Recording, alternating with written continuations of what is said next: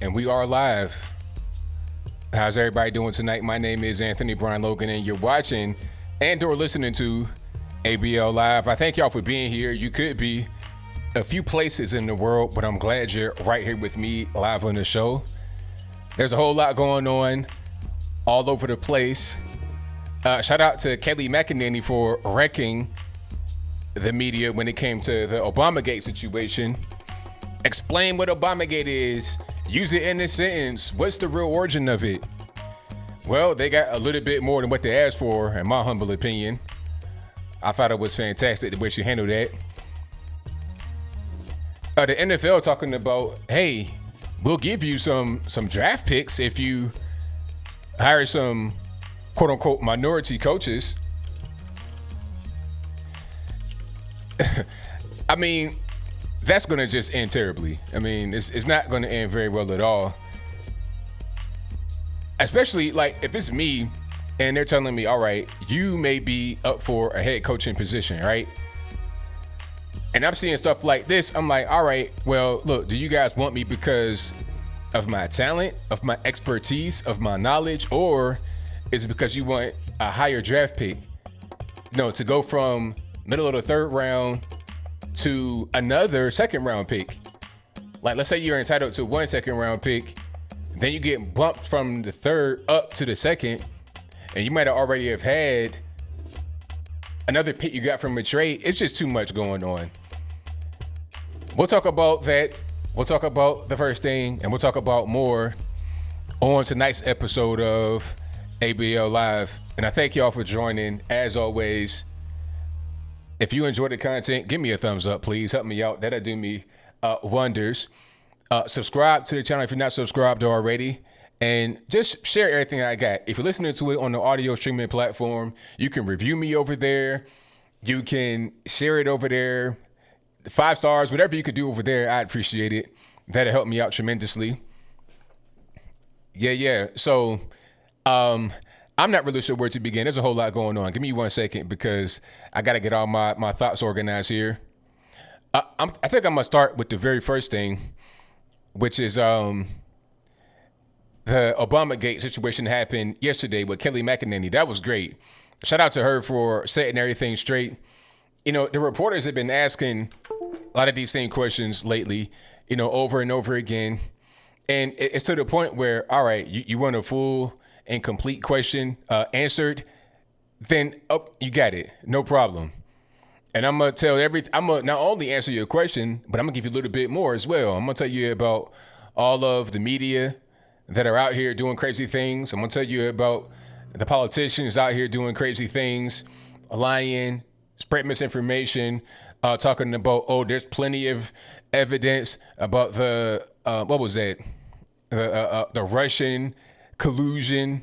There's a mountain of evidence about Russian collusion. Nothing there at all. It's the same kind of way they said that that Hillary Clinton was going to win the 2016 campaign, and there wasn't even a chance. Trump had no chance, 98% victory, all this, that, and the third, only to come up with a big fat goose egg in the end, like many of us predicted from the beginning, but the media didn't want to predict.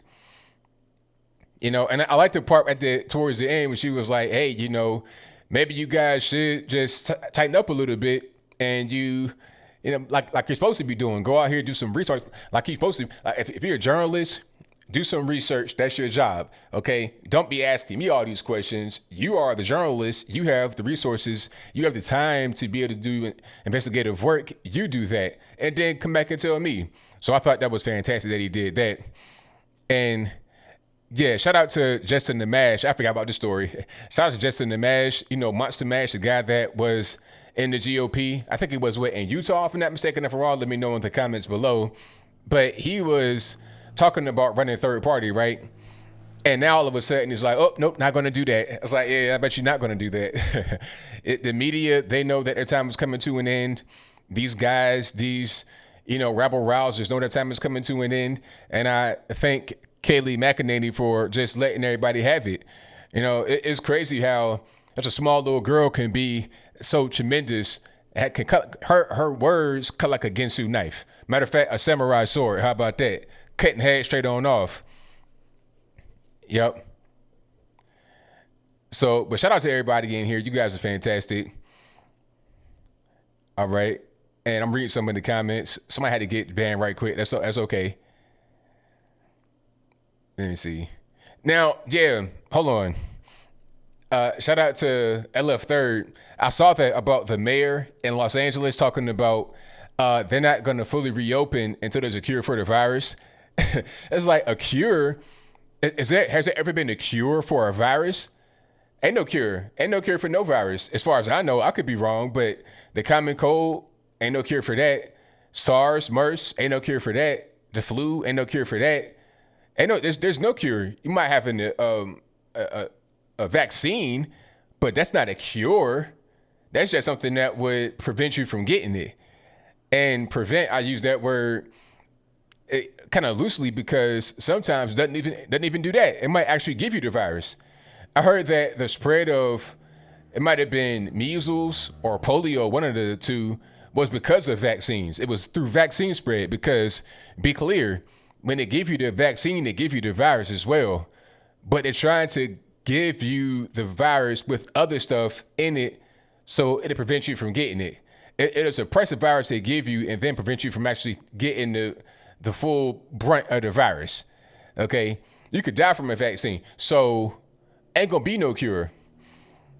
And I've been saying for a long time that these guys talking about, oh, well, you got to stay home, stay safe until what?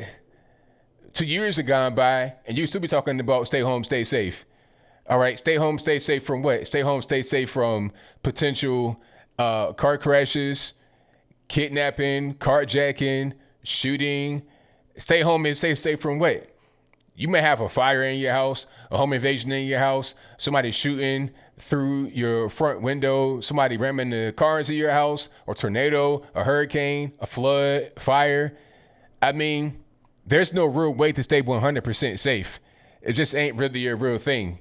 Okay, so people talking about staying home, staying safe. Like at first it was slow to spread, flatten the curve. That was the first thing. Then it became stay home, stay safe. How did that happen? Now it's become, oh, we're not going to leave our house till we get a cure. Well, don't hold your breath and good luck on that because that's going to be a while. Matter of fact, it's going to be so long you won't live to see it because it'll never happen. Ain't no cure. Exactly, NKM. There's no cure for the flu or the cold. And the common cold is a coronavirus because let's remember, coronavirus refers to a family of viruses. It's not just one virus. And that family include the China virus, the common cold, SARS, and the Middle Eastern respiratory syndrome, also known as MERS. Okay, so ain't no cure for none of those. Or not even a vaccine for the common cold as far as I know. And if it is, I can't tell because everybody always gets it. Ain't gonna be no vaccine, ain't gonna be no cure for sure. A vaccine could come out, but I'm not taking it. You know, like the rush vaccine, we're eliminating regulation. All I can think of is 28 days later, I Am Legend, Zombieland, I'm good. No, thank you.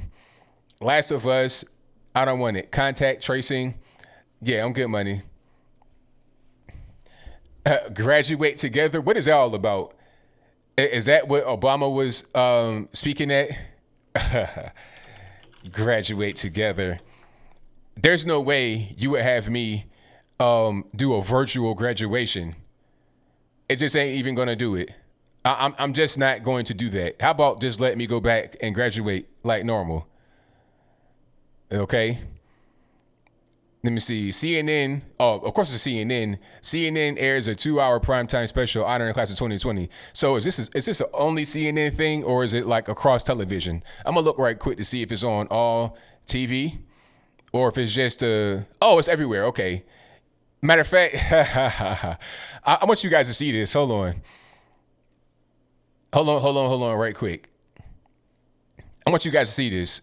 I forgot all about this. Graduate together. But look, I have YouTube TV, right? And I'm going to show you what channel they have it on here. Everywhere, look. NBC, ABC, Fox, CBS, and the CW all have on Graduate Together. It's just crazy. And it's like, it's dumb. How about this? How about have a regular graduation and just end this whole thing? Just end it. The problem with the virus was only in certain places in the country. If they want to have their own virtual graduation, let them do that. But let everybody else have their regular graduation. You know what I'm saying? I don't really understand what's really going on. Okay. But again, as I was saying, hold on. Don Lowe said, my daughter gets a real graduation. Yeah, real graduation. Yeah, and the kids did earn it. Yes, absolutely. So it's like, how do you graduate online? What do you really do? Do you just sit in your room or your house and you just graduate? I'm not sure how that really works. Do you have a cap and gown, tassel? Do you walk across the aisle? It ain't the same. You know, it's just not the same at all. It's talking about virtual weddings. It's like, nah, nah, ain't gonna happen. It is not going to happen. So how long do you guys think that this will continue? They're talking about extending some places indefinitely. Like what was said earlier, they won't open till they're secure. So it's like, when does that happen? Just forever? Forever? When is the end going to be? And the mask, I refuse to wear a mask. The mask ain't even going to help, really. It's not going to help, not that much. Not now. You know, I don't have the virus, so I don't need a mask or anything like that. Matter of fact, hold on. I got a good meme that will kind of sum all that up right here. This is from DC Drano. And if you can't see it, it says, this is what virologists wear to protect themselves from a mask.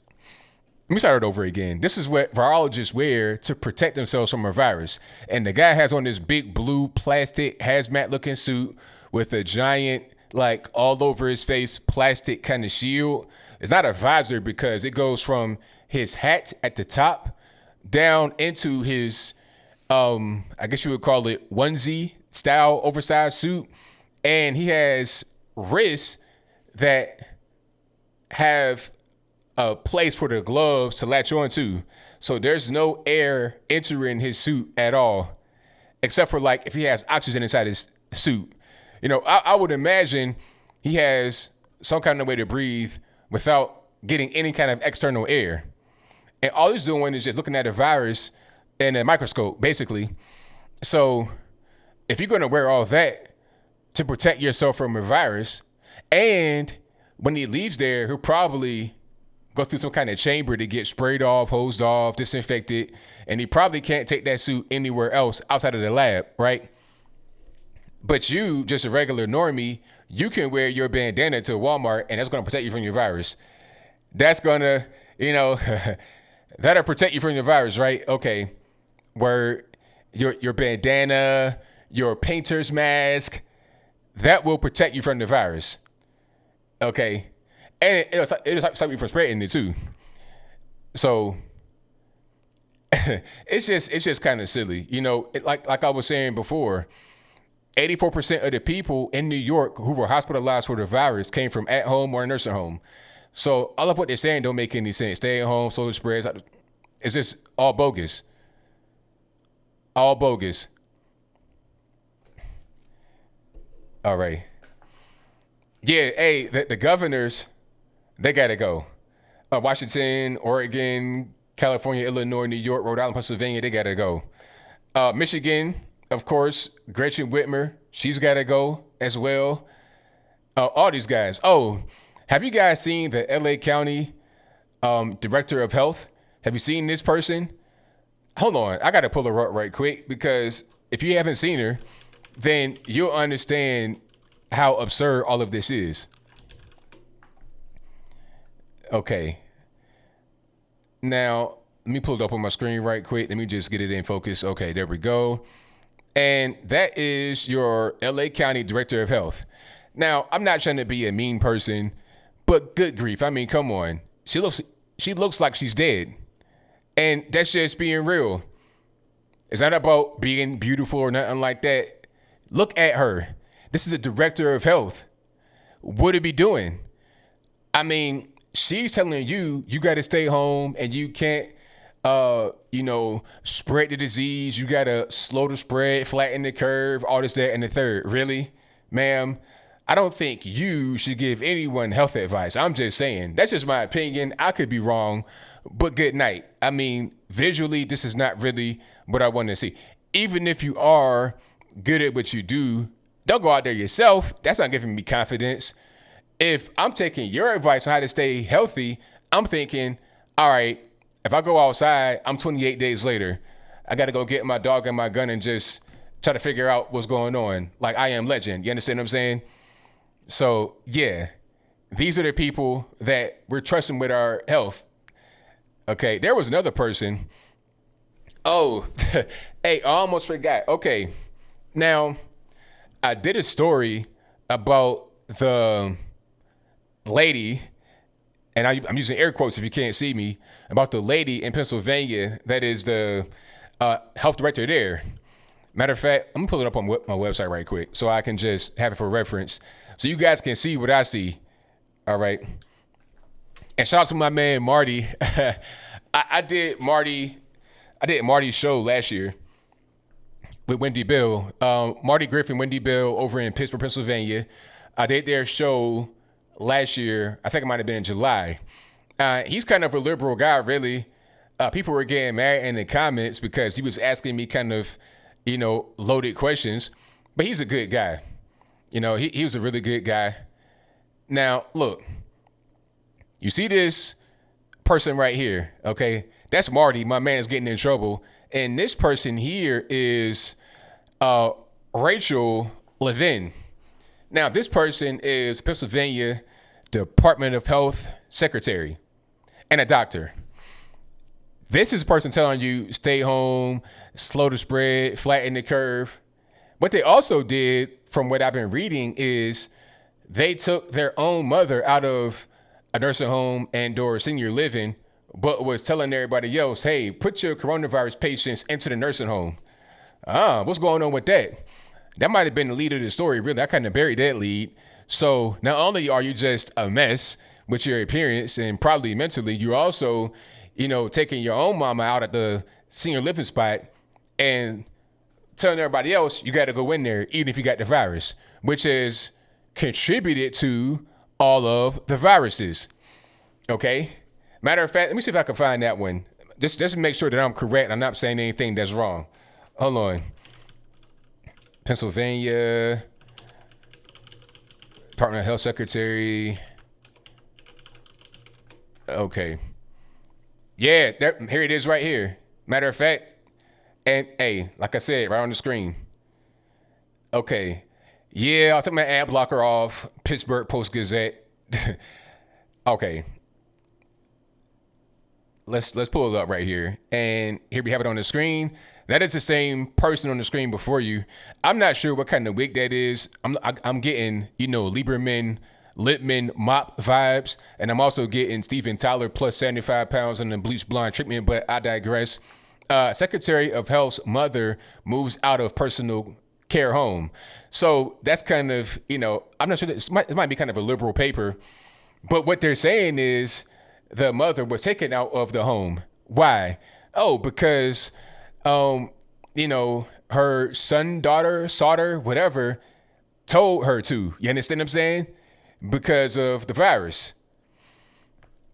But we ain't talking about that. We're talking about how this person is offended at Marty, quote unquote, misgendering her. Oh, please stop misgendering me, because Marty asked a question and he said, sir, like 2 or 3 times. Sorry, ma'am, sir, Sam, my fault. But I think Marty probably has known this person before they tried to call themselves transgender. Really, I mean, I see a man. Okay, he might have long hair, but dudes have long hair too. That don't mean that you're a woman. But I digress. My whole point is that they're getting triggered over the misgendering, but yet this whole thing about moving the mama out the senior living facility, that's kind of a not really a big topic, not really a big deal. Okay, I see how that works. Is that a real hair? Okay. That's what I'm saying. Exactly. That's a real hair. That proves my point. You could be a dude with hair like that. That don't mean you're a woman. You understand? So He could wear that and just be like a biker dude. I'm not going to judge him. You know what I mean? It's not style like a man, I guess, but I don't really know too much about hair. You know, I'm not the hair guru over here. You understand what I'm saying? So I'm just saying. Anyway, that's the real story right there. This whole misgendering thing is bogus. It like Howard Stern. Ha ha ha. Who said it was Howard Stern plus 75 pounds? I didn't say that. Somebody else said that. Sam Kinison. Yeah, exactly. Yep. Matter of fact, hold on. Exactly. Okay. Let me find a good picture of my man Sam Kinison. That's pretty much who the Pennsylvania Health Secretary looks like. That's him right there. So you see the locks flowing. That's fine. Hey, do what you want to, sir. I'm not going to say he's a woman because he has long hair. But hey, I'll move on. Thank you for being here. Definitely appreciate you. If you like what you're hearing so far, hit the like button, hit the share button, do all that good stuff for me. That'll help me out tremendously. Super chats on that. I'm going to read those right quick, and then I'm going to keep on rocking and rolling. Let me see. Shout out to Charles Turner Jr., who says, ABL, after watching your most recent video, I want to say I love the yes that you add sometimes along with the air horn sound when someone is roasted. Thank you for that, man. I appreciate it. I enjoy doing that with the little sound effects in the video. That's fun for me. So I'm glad you appreciate it. Shout out to Darren Buchanan, who says, I can't be here the whole show tonight, but you're the man, ABL, hashtag Blexit. I thank you, man, for your donation. And hey, stick around for as long as you can, boss. You can always watch it on the repeat. Shout out to Billy Stahl, who says, what's up, ABL? Love your show. Hey, it's all good, man. Just here giving the news out to the people. Thank you for your donation. Shout out to Leo Mazzino, who says, Kayleigh's on fire. Oh, yeah. Kayleigh McEnany roasted them earlier. That video that she put out, well, that the White House put out, obviously, because she was doing the White House press conference. She did an excellent job in that video. And the whole thing, really, but in that particular segment about the Obamagate kerfuffle, did an excellent thing. Was very well prepared. It was crazy because I was seeing comments talking about, oh, she was prepared. She read from a teleprompter, her notes or whatever. Ain't nothing wrong with that. Be prepared. It's better to be prepared, have all your facts, all your statements written out properly rather than getting up there and just saying whatever like the mainstream media do. The mainstream media will get up there and tell you whatever. They don't care. Now, they'll tell you any kind of lie that they want. So thank you for a donation, man. Definitely appreciate it. Shout out to Justin Miller, who says, I'm coining the term affirmative drafting for the NFL's possible new draft incentives for hiring black coaches or GMs. Do you think other sports will follow suit if this passes in the NFL? That's a good question. I don't think so, Justin. I think what's going on with the NFL is that they're struggling with PR, and they have been since the whole kneeling kerfuffle. And then not only the kneeling, but also the concussion. So you got movies coming out with Will Smith with a bad African accent, all this and that. My brother, bad accent. And then you have the kneeling at the same time. So they're being accused of being racist. You got internal mutinies going on, settlements being paid to guys like Kaepernick and Eric Reed, although they wanted to come back and still play, talking about I'm being blackballed. They won't give me a chance, but they gave me some money. Anyway, stuff like that's going on. So they're in a PR nightmare. The NBA don't have no problems. Okay, the NBA, quiet as kept, already had a rule in the books that you can't kneel during the anthem. You have to stand for attention during the anthem. That's a rule in their books right now. And nobody said anything about that. They only said something about the NFL because guys were kneeling and there was a problem. They were not having that issue in the NBA because guys couldn't do it from the beginning. All right. It's funny how that works. The NBA was on top of their problems. They stomp all that out right away. So you can't come back and be like, oh, I want to do X, Y, and Z. Well, sir, on your contract, you already said that you're not going to be doing that. So if you want to get paid, honor your contract and that's it. But thank you for your donation, man. Definitely appreciate it. Shout out to Ian Kinney, who says, President of Madagascar has accused World Health Organization of a plot to have its COVID-19 organics, the local farm African cure for the virus, poison. He claims WHO offered a $20 million bribe to poison their medicine. I wouldn't doubt it. I wouldn't doubt it at all. That makes sense to me. Thank you for your donation.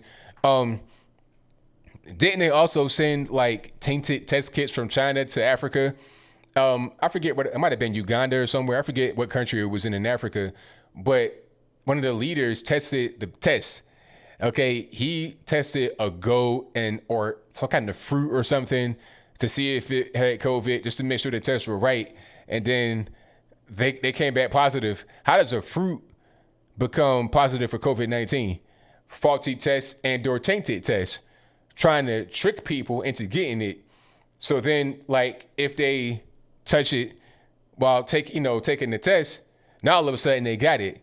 It comes back as positive, and you're infecting people, but really you're just trying to create a pandemic, in my humble opinion. But thank you for that, man. Definitely appreciate you.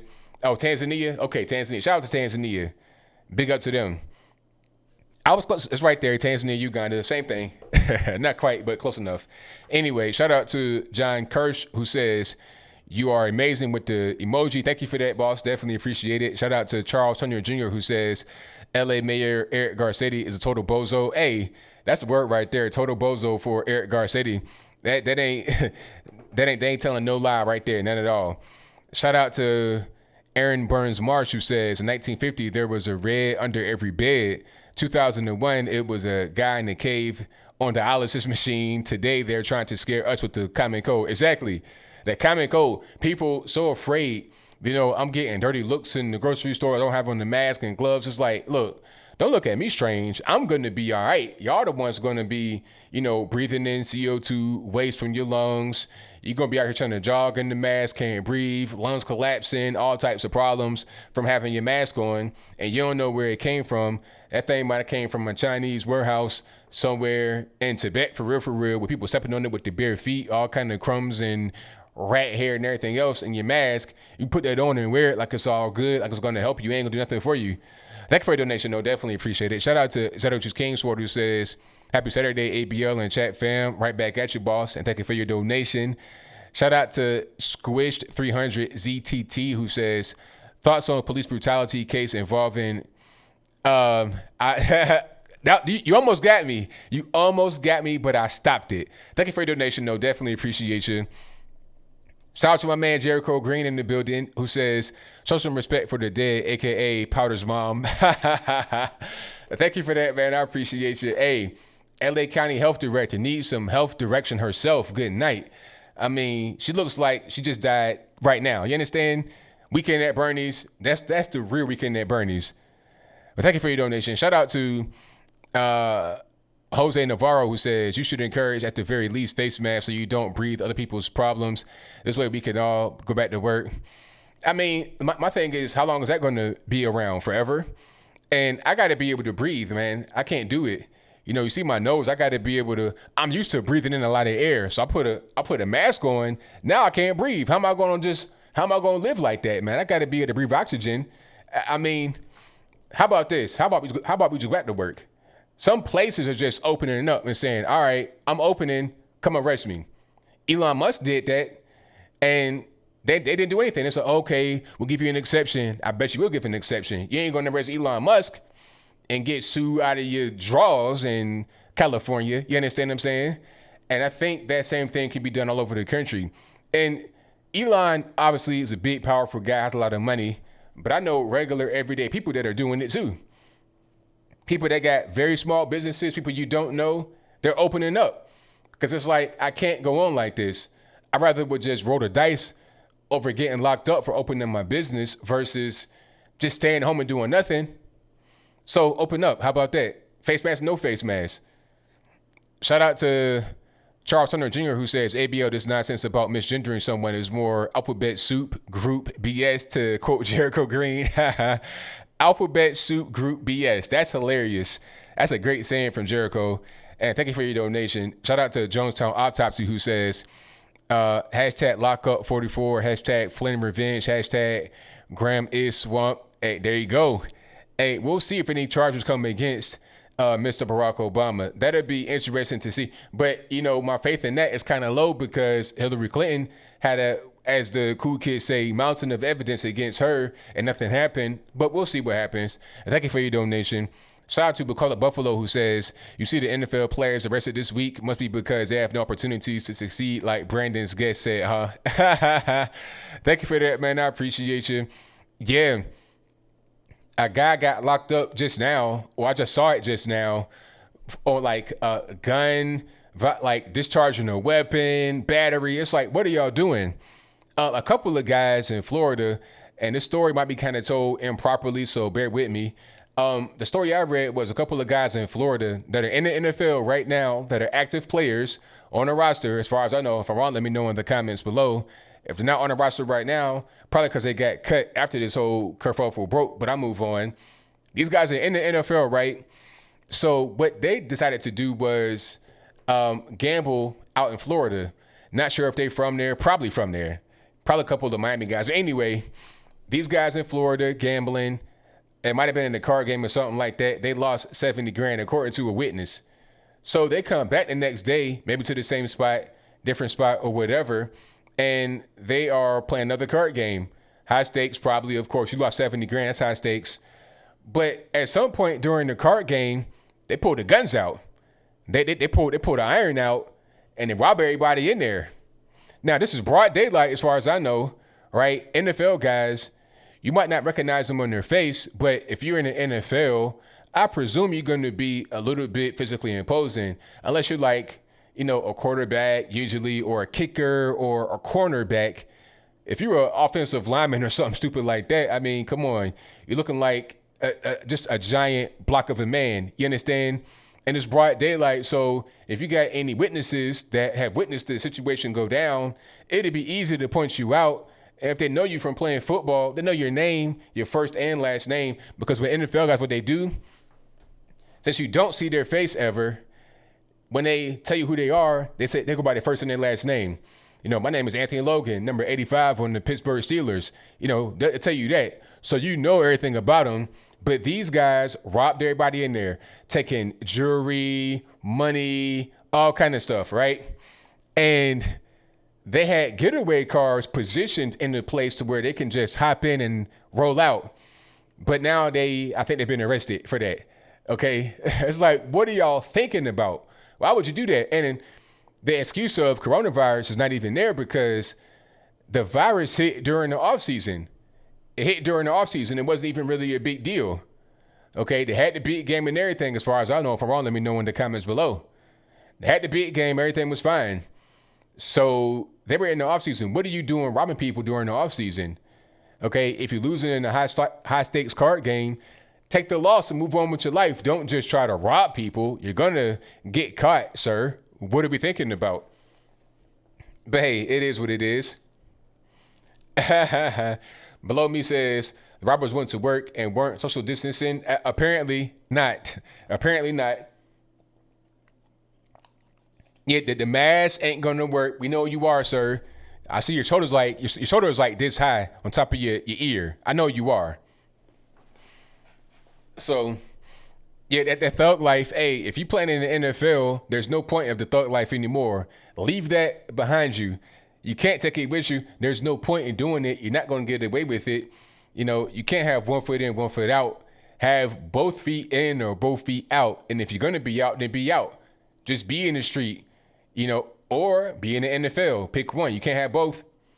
But now he's picked the route for him has been picked. Armed robbery. But come on, man.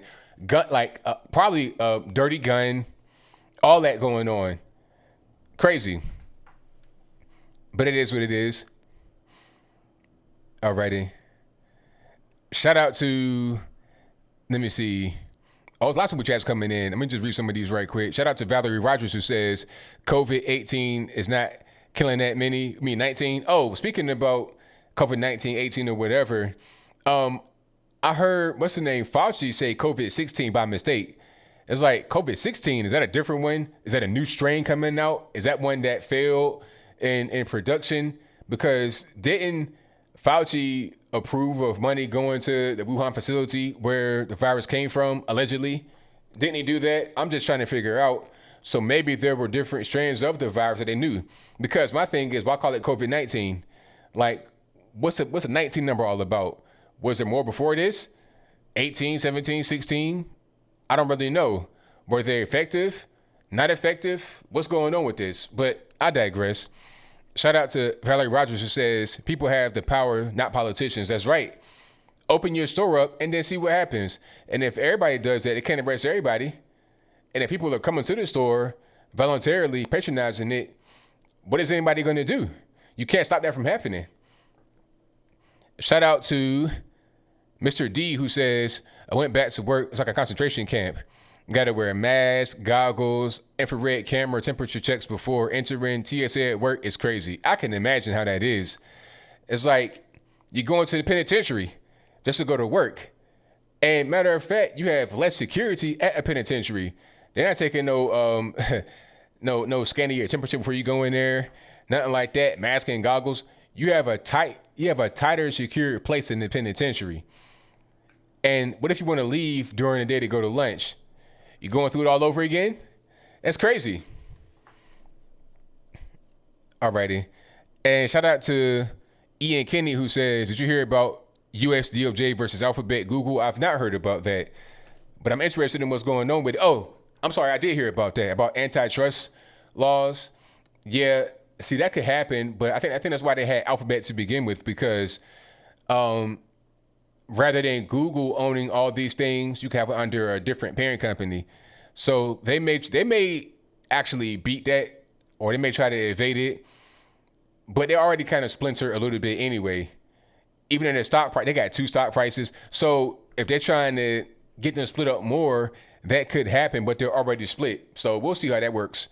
Shout out to MAF Reactions, who says, did you hear about the new $3 trillion stimulus bill Nancy Pelosi and Maxine Waters trying to get passed? I did hear about that, but that'll never happen.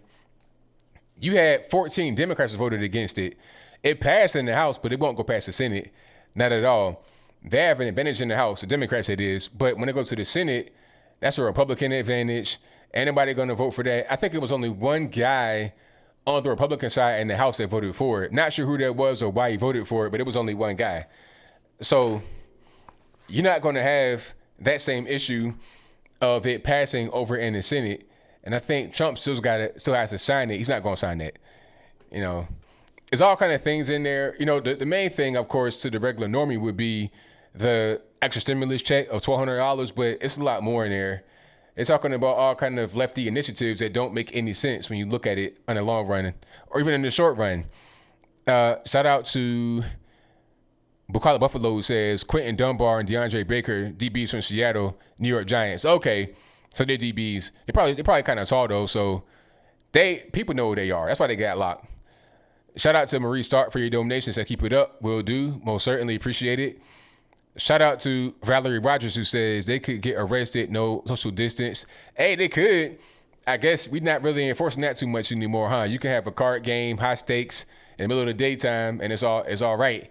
But thank you for that. Definitely appreciate you. Shout out to my man Mike from Queens, who says opinion on Brandon Tatum and Hotep Jesus. Shout out to my man Brandon Tatum. He handled himself very well.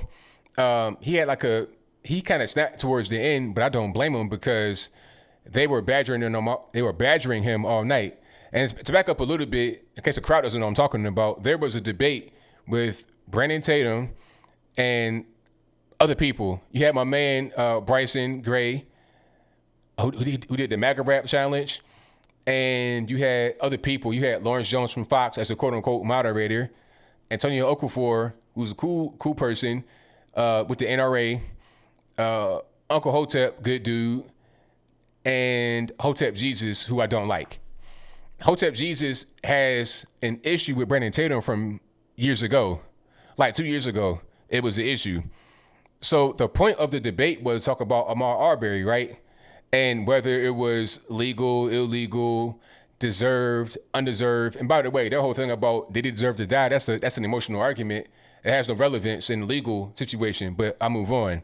So that was going to be the debate about Ahmaud Arbery, but the issues of the past kept creeping up from Hotep Jesus. Therefore, it became everybody in the chat except for Bryson attacking Brandon. The moderator didn't moderate. Lawrence Jones from Fox didn't moderate at all. Well, I take that back. He had 2 times throughout the 1 hour Brandon was there that he moderated, but beyond that, he was just trying to attack Brandon too. And it's like, all it is really, in my opinion, is just a bunch of hate. And there's no need for hate. I don't hate on nobody. I don't like certain people, but I'm not going to hate on them. For what? I'm focused on my own thing and what I got going on and people that I like and what they're doing. I can't focus on what people I don't like are doing because that's taken away from what I got going on from moving forward positively. It's just hate. People are successful because people like something about them. Whether they're captivating, they're smart, they're charming, they're attractive, whatever it is about people, if they work hard, that's why they're successful. But you can't hate on them and get success yourself. You can't hate and get success through osmosis. That's not how that works. You can only become somebody by being somebody. And that's pretty much it. No, they're not conservative. And I'll tell you this. It was just all a bunch of hate. Conservative, I don't really know about that. I know Brandon and Bryson. Everybody else, I don't know. Antonia, maybe. But everybody else, I don't know. Everybody claim to be conservative, but I can't tell. I'm going to tell you this. I was on a debate probably about 2-3 years ago. It was a while back with a black liberal, Robert Perkins. Shout out to him. Good, cool dude, right? It was moderated by my man, Phil from the Advice Show. Now, I've been on panels with Phil from the Advice Show. We've had our words back and forth about issues, disagreeing on certain issues. But one thing I like about Phil, he was always respectful. Never coming crazy out of his name, calling me out of my name or cussing and fussing. Always respectful. We had some heated debates, but it was respectful. I could walk up to Phil, check his hand, and it's all good. He's on a totally different direction as me. A far left, pro-black, back to Africa, that kind of guy, right? Phil was the moderator during the debate. He did an excellent job. He did not give his 2 cents. He kept everybody on time. He gave everybody a fair shot. He even told the chat that were calling me coon. He told the chat, yo, y'all stop with the derogatory comments. Let's keep everything above board. He did an excellent job. And they were both on the left. Okay, it was mutual respect there. I don't care where you are politically, but you got to be respectful. I don't care if you left, right, center. If you're not showing respect, then I can't do nothing with you. Period. That's it. I don't care what you claim to be. All right. Now, once you can have the respect, then we can go forward and have a fruitful discussion. But if it ain't no respect there and you got hate from years ago, it won't go nowhere. So it is what it is. But yeah, shout out to my man Phil from the Advice Show. He did an excellent job moderating that debate a while back. But you know what? The funny part is that it's not like this real big divide. These people that are hating on myself and others don't really have a following like to be talked about. So it doesn't even really matter. This is just, it's not a thing that even really makes a difference. It won't be no divide. We're still the same. People that have differences now have always had them. So they're not really even included in the equation of the movement. In my opinion, it is what it is. Alrighty. But what we got going on? Shout out to Miriam Vidal, who says the left doesn't keep any kind of debate or discussion civil anymore. I'm done dealing with them. Yeah, I don't like the incivility. If you can be respectful, then I'm with you. Let's go get the debate going and let's have at it. But I'm not gonna go on your platform if you're not respectful. If you're gonna cut me off, cuss at me, bring up personal stuff, I don't got no time. Shout out to Michael Bowman for your donation with the cool emoji. I appreciate that. Thank you to Nico, who says, thoughts on Republican Mike Garcia winning California 25 Katie Hill seat. I think it's a great thing. Shout out to everybody that came out there and voted in that election. That's fantastic. It means a lot because that seat, it was held by Katie Hill, who was like the super like lefty. You're talking about, she was almost the equivalent to AOC. All right. If she didn't get caught butt naked or whatever on a hotel chair, she'd still be there trying to be her best impression of AOC. So to get a Republican in there means a whole lot. That tells everybody on the outside that California ain't all this, just liberal utopia, Shangri-La. People are wanting a change in California from the leadership. That the taxes are crazy. Even Elon Musk talking about, I want to go to Texas. Joe Rogan saying the same thing. Now, Here's the issue though. What I fear is that people are going to bring their California values with them to Texas. Because Joe Rogan is a prime example. Joe Rogan is a big weed smoker, right? In California, weed is legal. Now, if he goes to Austin, let's say for example, and you can't smoke weed legally there, can you smoke there legally? I don't think you can. But let's say you can't smoke weed legally in Austin, and he is there and sees a guy that is running as kind of a independent, moderate, but really a Democrat, and says, "Hey, I'm all for smoking weed. I'm all for freedom and low taxes." He'll say, "Yeah, I vote for that guy." And how many people are going to follow Joe Rogan's lead in Austin, in other parts of Texas? See, don't bring your California BS to Texas. The reason why you left California is because of a bunch of things that would allow weed to be legal. See, it ain't just about weed. Weed is just one piece of a puzzle they put in together, okay? If you do not want the entire thing to be put together, don't put any piece of it together because it's part of a bigger plan. Okay, we got weed legal. How about crack cocaine and heroin? That's a public health issue. Legalize that too. And you know what? It's kind of like decriminalized. So we're giving them needles. And, they're going to be outside because they don't have anywhere to live. You have a housing crisis, although you don't. So if they do on the ground, so what? We don't have anywhere they don't have anywhere to go. That's how Austin becomes San Francisco. Don't let the California politics come into to Texas. Don't let it happen. All right. And when you see it start to happen, nip it in the bud. I'm seeing billboards where they're saying, "Hey, welcome to Texas. It's not California. Don't bring California here." One billboard was funny.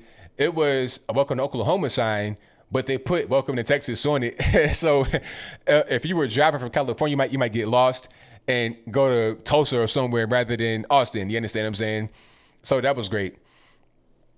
But yeah, do not bring in the California politics here. You may think, oh, just one little thing from California. Nah, Texas is Texas because of all of their laws working together. Laws don't exist upon an island to themselves. They all work together in unison. When you start to add other things in there, things change that you don't anticipate changing. All right. So yeah, don't do that.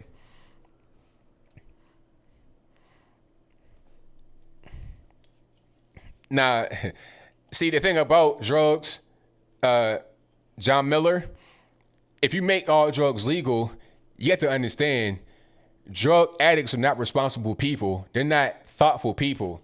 If you're high on drugs, are you going to think, "Hey, I should only do drugs in my home and I'll be clean with my merchandise. I won't have my litter everywhere on the ground"?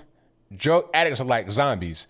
It's like trying to tell a zombie that he can't just bite people randomly. He can only eat inside his house. They're going to do whatever they do it because they're on drugs and they're not in their right mind. Okay. Mental illness usually is just drugs. Well, if you're on drugs, you're not going to be mentally right. So I guess you are mentally ill if you're on drugs. If you are a meth addict, PCP, heroin, all of that, you're not going to do things properly. That's just how that goes. Okay. That's why you see needles on the ground, doo-doo on the ground. I saw one video of a tent in Seattle, aka Seattle, going up in flames, right? Because they were in there probably cooking some meth and a little crock pot or something. And then all of a sudden, boom, the tent catches on fire. Now, they were sitting there for minutes trying to figure out how to put out the fire. I'm talking about the dude waved at it with his hand. I think he spit on it. It's like, all right, take a piece of cloth and hit it. Oxygen kills the fire. But they're on drugs. They're not going to understand how to do that. You understand? So when you have people on drugs just walking around you, they're not going to do things that make sense. Your sober mind is thinking clearly while they can't. So that's what I know from being in the drug area. People on drugs do dumb things. Like I said before, when I was probably about 13 or 14, I think I had just turned 14. I was living in the hood at the time, but my mom just bought a house in a better city, right? So we're going through the closing process. We got to stay here for a little while longer. 4 o'clock in the morning, my door is being knocked on. I'm hearing it like, am I dreaming? What's going on? So we're in a small apartment, like 800 square feet, 2-bedroom. My mom's in the other room, right? I hear her get up. So I get up. I'm like, okay, it's at night. I'm already like 5'11", 6 feet at 14 years old and 200 pounds. So if some dude come up here trying to act crazy, he's going to get a little surprised, right? But anyway, I go to the door. It's the police. They open the door and some crackheads had crashed their car into the back of my mom's car and just bounced. They left. So you got a whole car. It was like a video game, a whole car embedded in the back of my mom's car. Totally. That is what drug addicts do. So to tell them, hey, sir, be responsible. No, no, they're not going to do that. Alrighty. But that was on my chest. I wanted to get it off. Anyway, shout out to Eric Burns Marsh, who says the real reason the NBA doesn't kneel during the anthem is their knees are sore from genuflecting to Winnie the Pooh. Exactly. Talking about Xi Jinping, 100%. It's funny how LeBron James can be so vocal about Ahmaud Arbery. Oh, they're hunting us down like we're animals. But then when it comes to China kicking out Africans by the boatload because they might have the virus, all that and the third, and they can't go to hotels. When I say kicking out, I don't mean just like they're not legally, they're not paying. No, they actually have leases on apartments and they're paying their bills. They got families and everything up there with Chinese women, but they're being kicked out because of racism. But he won't say a word about that. I wonder why. Too much money in China. You don't want to upset them, but you can do that here. So you don't have freedom in China. You have freedom here. LeBron abuses his freedom here and respects their lack of freedom in China. Funny how that works, but I digress.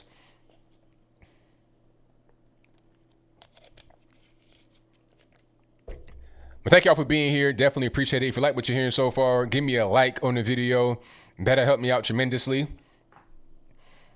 And also, if you're not subscribed yet, go ahead and do that. Hit the bell as well when you subscribe so you'll be notified when I go live and or post a new video. Alrighty. Yeah, but one thing I always say to anybody that says, you should legalize drugs, do you want to live next to the dope house or nah? Do you want to live next to the dope house? Because if you have legal drugs, there will be a dope house. I don't mean where the drugs get manufactured. I mean where the drug addicts congregate.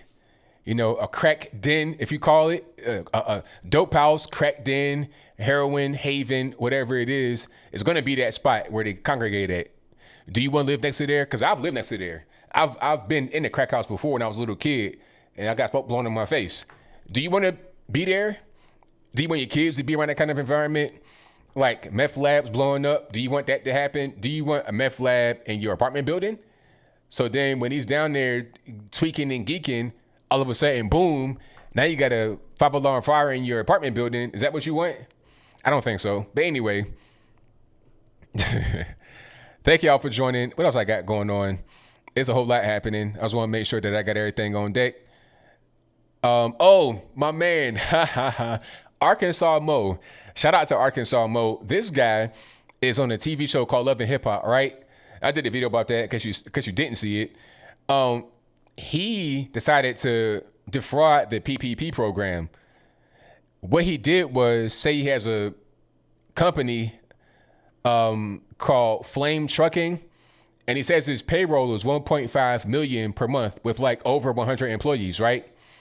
Now, what he did was say, hey, I can't make the payments. And my thing is, I got to pause. Trucking, you losing money right now. Are these guys still working? I mean, I'm just asking. Maybe he can't do certain things, distribution. I don't know what's going on, but I'll digress. My point is that he said that he's having problems with the virus. He needs a loan. He applied for a loan of $3.7 million. Okay, like $3,725,000, right? He got about $2,045,000.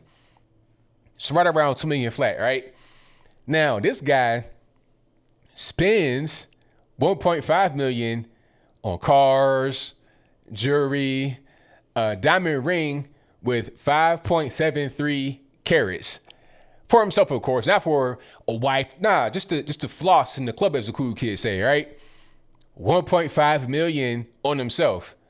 And he did something noble, like I said in the video. He did something noble. He put $40,000 on back child support. That was very nice. Very, very nice.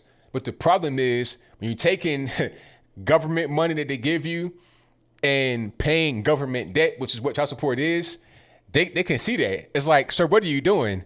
Okay, you were behind in child support to the tune of $40,000. Now you paid it in full. Where'd you get that money from, sir? During the virus, and we just gave you like 2 million flat in your account. You wanted 3.7 million. We gave you 2 million, and you paid child support off like that. So of course they're going to investigate him. They're going to go into his account, see where the money is going, and they found all these things. And then the funny part is that when he was under investigation, they noticed him searching for fleeing to non-extraditing countries. So you were trying to leave, you were trying to buck on the FBI. Ain't no way. There's no way. Like I said in the video, I know a guy that had something like that happen, but not quite. Not like he got some money from the government and tried to fraud, which is, you get money from the federal government and trying to fraud with that. You might as well just go to the IRS and just rob the IRS straight. Just go to the IRS building and rob them right there. Like, that's what you're doing when you're trying to fraud the government. They can see what you're doing, sir. But anyway, the guy that I know, he was under investigation for something else. Not stealing or anything, but he was under the FBI's investigation. And they told him, hey, sir, we're watching you. No spending, no opening businesses. Don't do anything. Just chill. What does he do? He goes and opens a new business. All right, he's buying equipment, and when he's bringing the equipment into the new spot, the FBI pull up, like the Men in Black. They got earpieces in, the whole nine. They're saying, hey, sir, we told you not to do anything. Don't buy anything. Don't do anything. But here you are. We can see what you're doing. Everything you do when you're on investigation like that, it pings. Like, they got this whole profile on you, the FBI does, and it pings. So they can see everything you're doing. If they contact you, they already got you. So there's no point in trying to buck against the system. You just digging your grave even deeper. It doesn't make any sense to me. All right. Yes, Michelle A., you got to provide info. You got to provide your name, address, business, social security number, all that. So they see you. You've given them your information. They gave you the money. They can see you. So what are you even doing? This man paid $40,000 in child support. So you robbed the government to pay the government. How does that make sense? It's the silliest thing in the world. That's like robbing the guy with a gun, right? That you owe money to. And then at the same time, with the gun still in your hand, giving him the money back, talking about, there, I paid you. It's like, no, sir, you just robbed me. I'm calling the police. How about that? Oh, no, ain't no lawyer money. You know what? It's no point in having a lawyer because you're already done. Just plead guilty. Just plead guilty. Okay. Lucas says he'd rather watch paint dry than debate me. He don't want that smoke. He debated somebody else on the stream earlier, one of these America First guys like Nick Fuentes. I don't think it was Nick, it was somebody else. He debated him on the stream, but he can't debate me. He don't want that because you know I tear him apart. Anybody that knows me, they know how I operate with debate. So he's smart to do that. So shout out to him. He's using his brain. Lucas, you're a smart guy and you know what's best for you. So of course you would say you want to debate me because you can't handle that. I mean, come on. That's just facts. That's just facts, man. Come on, cut it out. Yeah, I heard about that, rapper 10,000. I ain't worried about that, though. I got good security, so I ain't worried about that at all. We're good. We're good money. Don't even worry about it. But what I will say is that anybody out here, don't open random emails, fishy links. Just keep yourself safe. That's kind of what's going on. Alrighty. But there's a lot to talk about tonight, and we're going to get to some calls. The number to call is 434-658-1220. Again, 434-658-1220.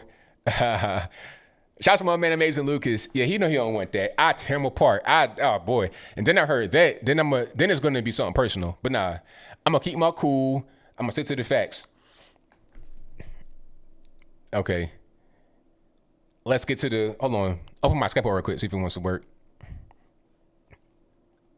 Shout out to Hudson Jackson II, who says, "But until this country goes completely cashless, not only will the feds have an easier time tracking your spending, the banksters can steal our money through negative interest rates." Yeah, and they're doing that now. I mean, if you got money in savings, I mean, what's the point? Put it into a checking account. What's the difference? Okay, like I have a checking account with like a low interest rate, and the dividend just went basically to nothing. It's like, what's the point? What's the point in saving at all if they're gonna just take if there's no if you don't get any dividend? What's the point? Just put it under your mattress, in your shoe, or something like that. It's the same thing. Alrighty. NKM says, when's the next round of Trump bucks? Well, there's another bill out there, but it's not going to pass. So I don't think there's going to be any more Trump bucks. I hope there's not any more Trump bucks, because at this point, we're just printing out money like it's going out of style. I don't understand all the money printing. It's just a little bit too much. It's not going to help at all, because if we get money right now, but we're in debt another $3 trillion, what are we going to do about that debt? We'll never be able to overcome the debt. We were already too far in debt to begin with, but then they want to say, all right, we're going to make you more in debt. For what? Why? It doesn't make any sense. Okay, what's going on with my speakers here? Oh, there we go.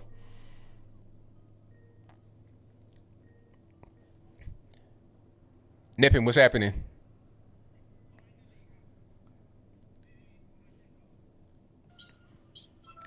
So what happened? What's going on?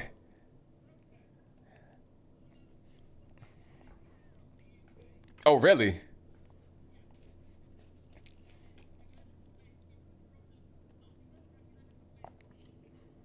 Yeah, I heard about that. They got the palace there. Oh, yeah, okay.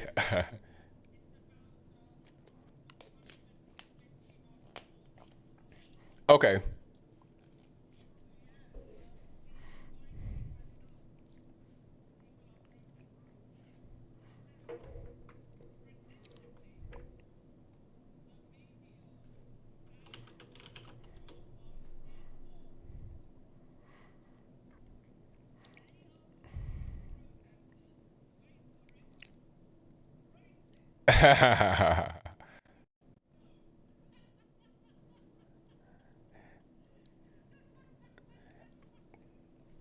Hold on. I'm sorry. Like you muted for a long time, so you gotta tell everybody what was actually going on with the protests in London. No, people were calling protesters racist. Okay. So yeah, race. So yeah, we're being called racist. And they were protesting where? They're protesting in you said Nottingham. Nottingham, London, I think Glasgow as well. Wow. Wow. So, but racist, I mean, where's racist coming from? Because, I mean, how was it racist to say that you want to have the country open back? Like, what was the reasoning behind saying that the protesters were racist? Oh, because they say it's something to do with I can't remember exactly, but it had something to do with patriotic pride and everything. Oh, so being proud of the UK, that's racist now, Yeah, it according to the left, yeah. huh? That's So crazy. so yeah, I yeah, we finally had enough. Yeah, I mean, I'm with it. Now, do you think that the protests will make a difference and they'll say, okay, it's time to move forward, no more lockdown, or no? I don't think so, because it's just a small minority protesting. Okay. Okay, but now what if it grows? What if it becomes like a constant thing? They're always out there protesting. What happens then? Ooh, ooh, then, ooh, then they will have to think. But yeah, um, the White House press secretary. What about that actually? Love and hip hop? Nah, you're kind of getting different things. Like you had to have seen the video. The press secretary Kayleigh McEnany wrecked the media with the Obamagate thing. You know, I did a video about that earlier. So yeah, you know what I find ironic about all this COVID-19 stuff? The left, like the opposition party, the Labour Party in the UK, they were asking for an exit strategy when we were all restricted, when there were no easing of the restrictions. They were asking for an exit strategy, saying we want an exit strategy. We want to know how to get out of the lockdown. Now they've got the exit strategy. Now they're telling the government, now they're telling Boris Johnson, he's taking things too fast. I mean, what? You wanted an exit strategy. You've got one. Exactly. I mean, we can't just stay this way forever. We got to be able to move forward. I mean, for quite some time, call me crazy, I was actually agreeing with what the Labour Party was saying for that. Don't get it twisted, I will not be voting for that. But yeah, I was actually agreeing for quite some time about what they were saying. But deep down, I was like, yeah, they're just winding us up. Right. So yeah, now they've got a strategy. Now they're saying we're going too fast. I mean, I think that people are so scared they don't want to come outside, and then some people are trying to extend this for political reasons, trying to get control over the people and trying to get certain things passed. They want to get passed, like what's happening here in the States. They want to get all these new bills passed because they're not really trying to help the people. It's not even about that. It's about trying to plunge the country into debt and then have the little pet projects get passed and get money for that during the emergency time. So it'll be easier for them to get it done when they would have no chance before. In short, communism. Pretty much, yes. So yeah, now there was something I should have covered this a long time ago in one of our calls. Now, I think you did a similar video that are minorities really more in danger of getting the virus? Yeah. Yeah, people were playing the race card for so long, saying, oh, the virus kills more Asians and black people in the UK. I'm sorry, but what they weren't looking at is how close together they all were in the same household. Look at the poor. It was in mainly the poorer areas of the country, like Mile End, Bethnal Green, Whitechapel, those areas. You might have heard of those places. No, I've not, but I mean, it makes sense. What you're saying makes sense. The thing is, like, that the only reason, it's nothing to do with being white or black. It's simply to do with the fact that there are so many people in one household that there's barely enough room to breathe. Right. One house had like 3 generations, and it was a tiny house. So it was like the grandfather, the grandparents, the parents, and the children. And I think their children after that. Right. So you see how dangerous that is. Yeah, I see. So it's nothing to do with it's nothing to do with race. It's more to do with where you live. Yeah, I mean, like the virus is not racist because of the virus, attacked China first. Well, China attacked the people with the virus, and then they came over. China attacked themselves. They attacked themselves with the virus. So, and then they came all over the place. It went to Europe, came over here. It's not a race thing. A virus is not racist. People try to talk about the race card so much that it has no meaning anymore. Exactly. And I mean, yeah, finally some restrictions are being eased. I mean, the schools are still not open. But yeah, we are still waiting. And yeah, the small minority might turn into a large majority if given enough time. Yeah, it might happen, man. But hey, I got a few calls on the line, and thank you for the call as always, man. Definitely appreciate you. It was nice catching up with you, ABL. Always, man. Definitely. I shall speak to you on Wednesday. So yeah, Wednesday, I shall speak to you on Thursday. Yeah, Thursday your time, Wednesday my time. I got you, boss. Yeah, I'll speak to you then. All right, man. Take care. Peace. Peace.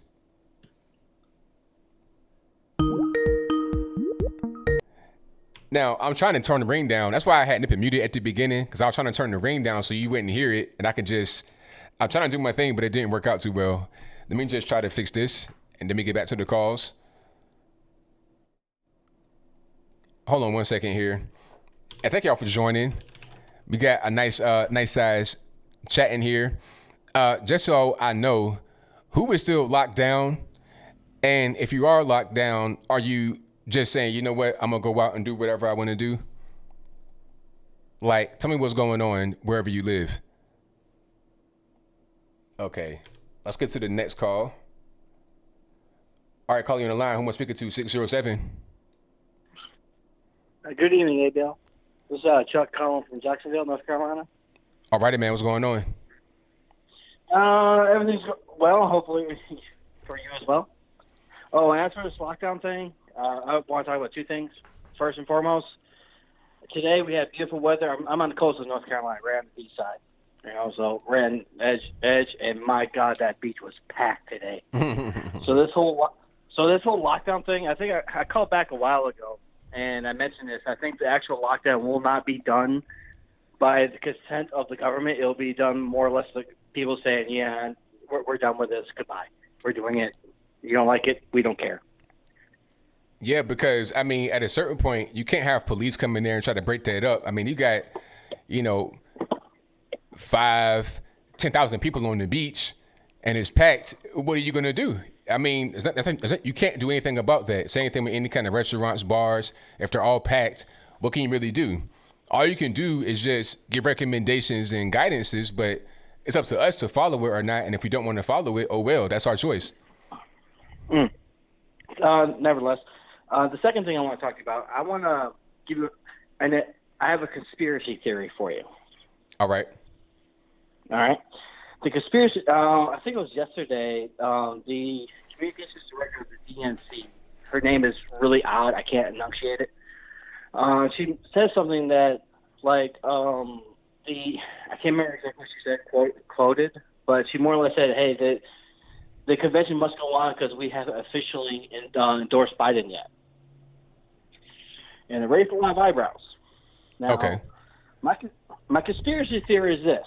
Last week, I called you up, and I asked, I was like, hey, do you have millions of dollars so you can run a live stream? And, of course, she said no, as a joke. Mm-hmm. And this goes with that. I believe that Biden right now is more or less a decoy. Is a decoy? He's a decoy. The Democrats know he's not going to win. They know he's dead on DOA. I mean, he can't run a live stream. They're not pumping money into his campaign to actually make him actually viable. I mean, the internet is the way things are. Almost everybody's on the internet. And, yeah, he can't hire people to actually do that sort of thing. So the DNC's not giving him money. He's raising money, but, I mean, where's the actual effect of the actual money being spent? So my theory is he's a decoy. They're going to go into a broker convention so Trump can go ahead and just bash Biden, Tara Reid, this, that, and the other, the media, blah, blah, blah, blah. Focus fire on Biden, right? And then they'll go into August with the convention, and they're going to say, yeah, Biden, yeah, you served your purpose. You was the decoy. You're going to have to step down to the Tara Reid or now Obamagate, or Bidengate, this, that, and the other. And they're going to select, X person, probably Cuomo, who knows. And then, honestly, if you think about it, it's kind of a good idea. Then they're going to put that, whoever the broker person is, into the convention forward. Trump and his campaign will not have initial awful research to run initial awful ads so close to the election. Okay, so you think it'll be Hillary that comes in and takes it, or would it be somebody else? I really don't think it'd be Hillary. I really don't. I think it will be. Honestly, I think they're going to really try to push Cuomo. That's just my guess. It could be God knows who it could be. But I personally believe that Biden is just more or less like a punching bag. Yeah, You know, he is that. I think it's a ruse. I think it's called. I mean, that's how we won in D-Day, with a ruse. Yeah. So, I mean, that's just my conspiracy theory. I mean, really, who's really protecting him, defending him? How much are they really putting their necks out for him? Yeah, they're not doing much at all. I mean, he's just pretty much out there just floating.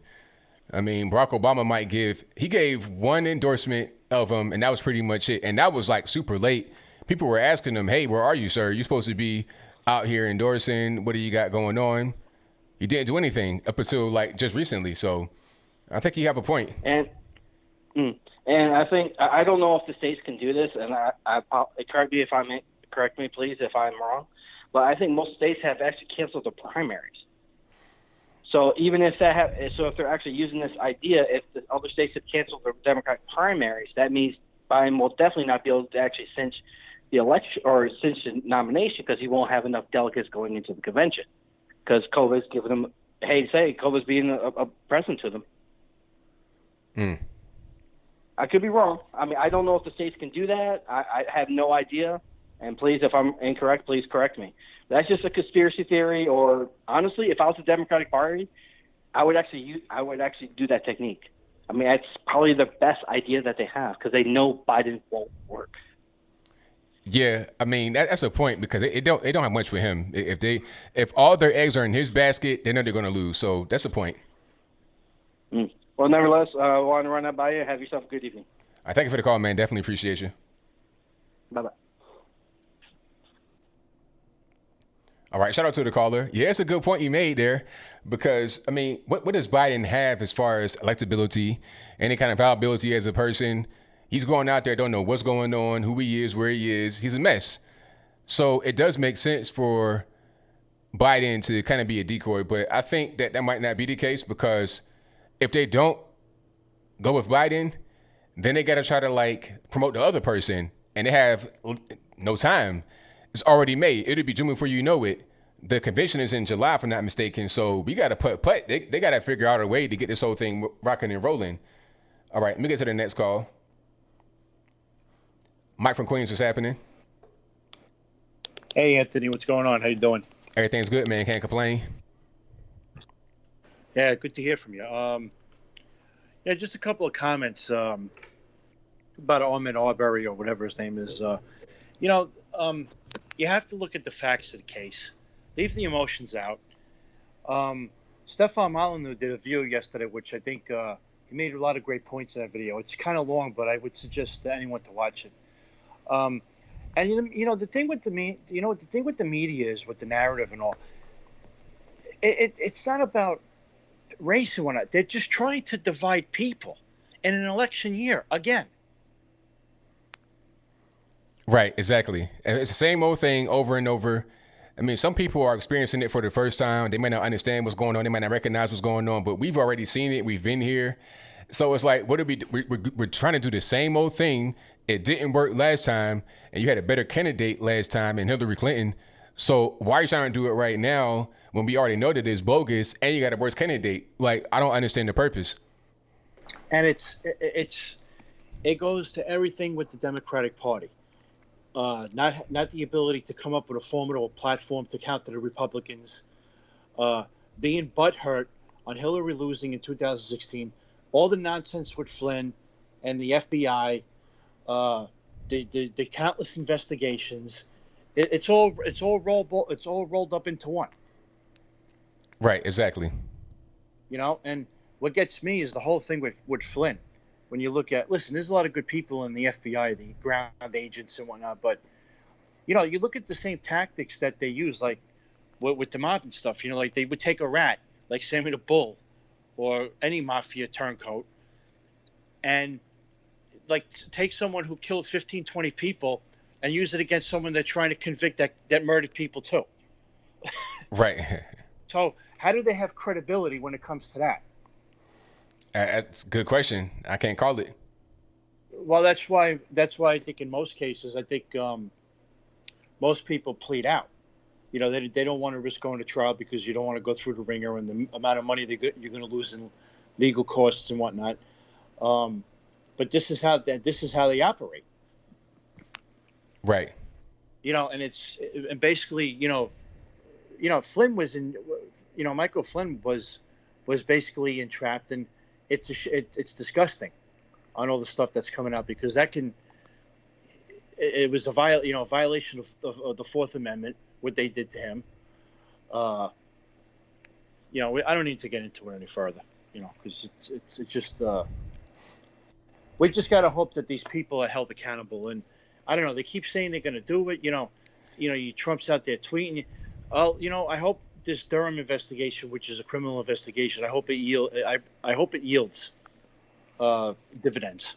I'm right there with you, because I see all the tweets, I see all the talk, and it's like, okay, that's good as well. I'm glad you're pointing it out. That's fine, but let's see some actual results. Let's see some jail time. Let's see some guys doing the perk walk. I want to see all of that. Then I'll be satisfied. But up until then, I'm not really excited.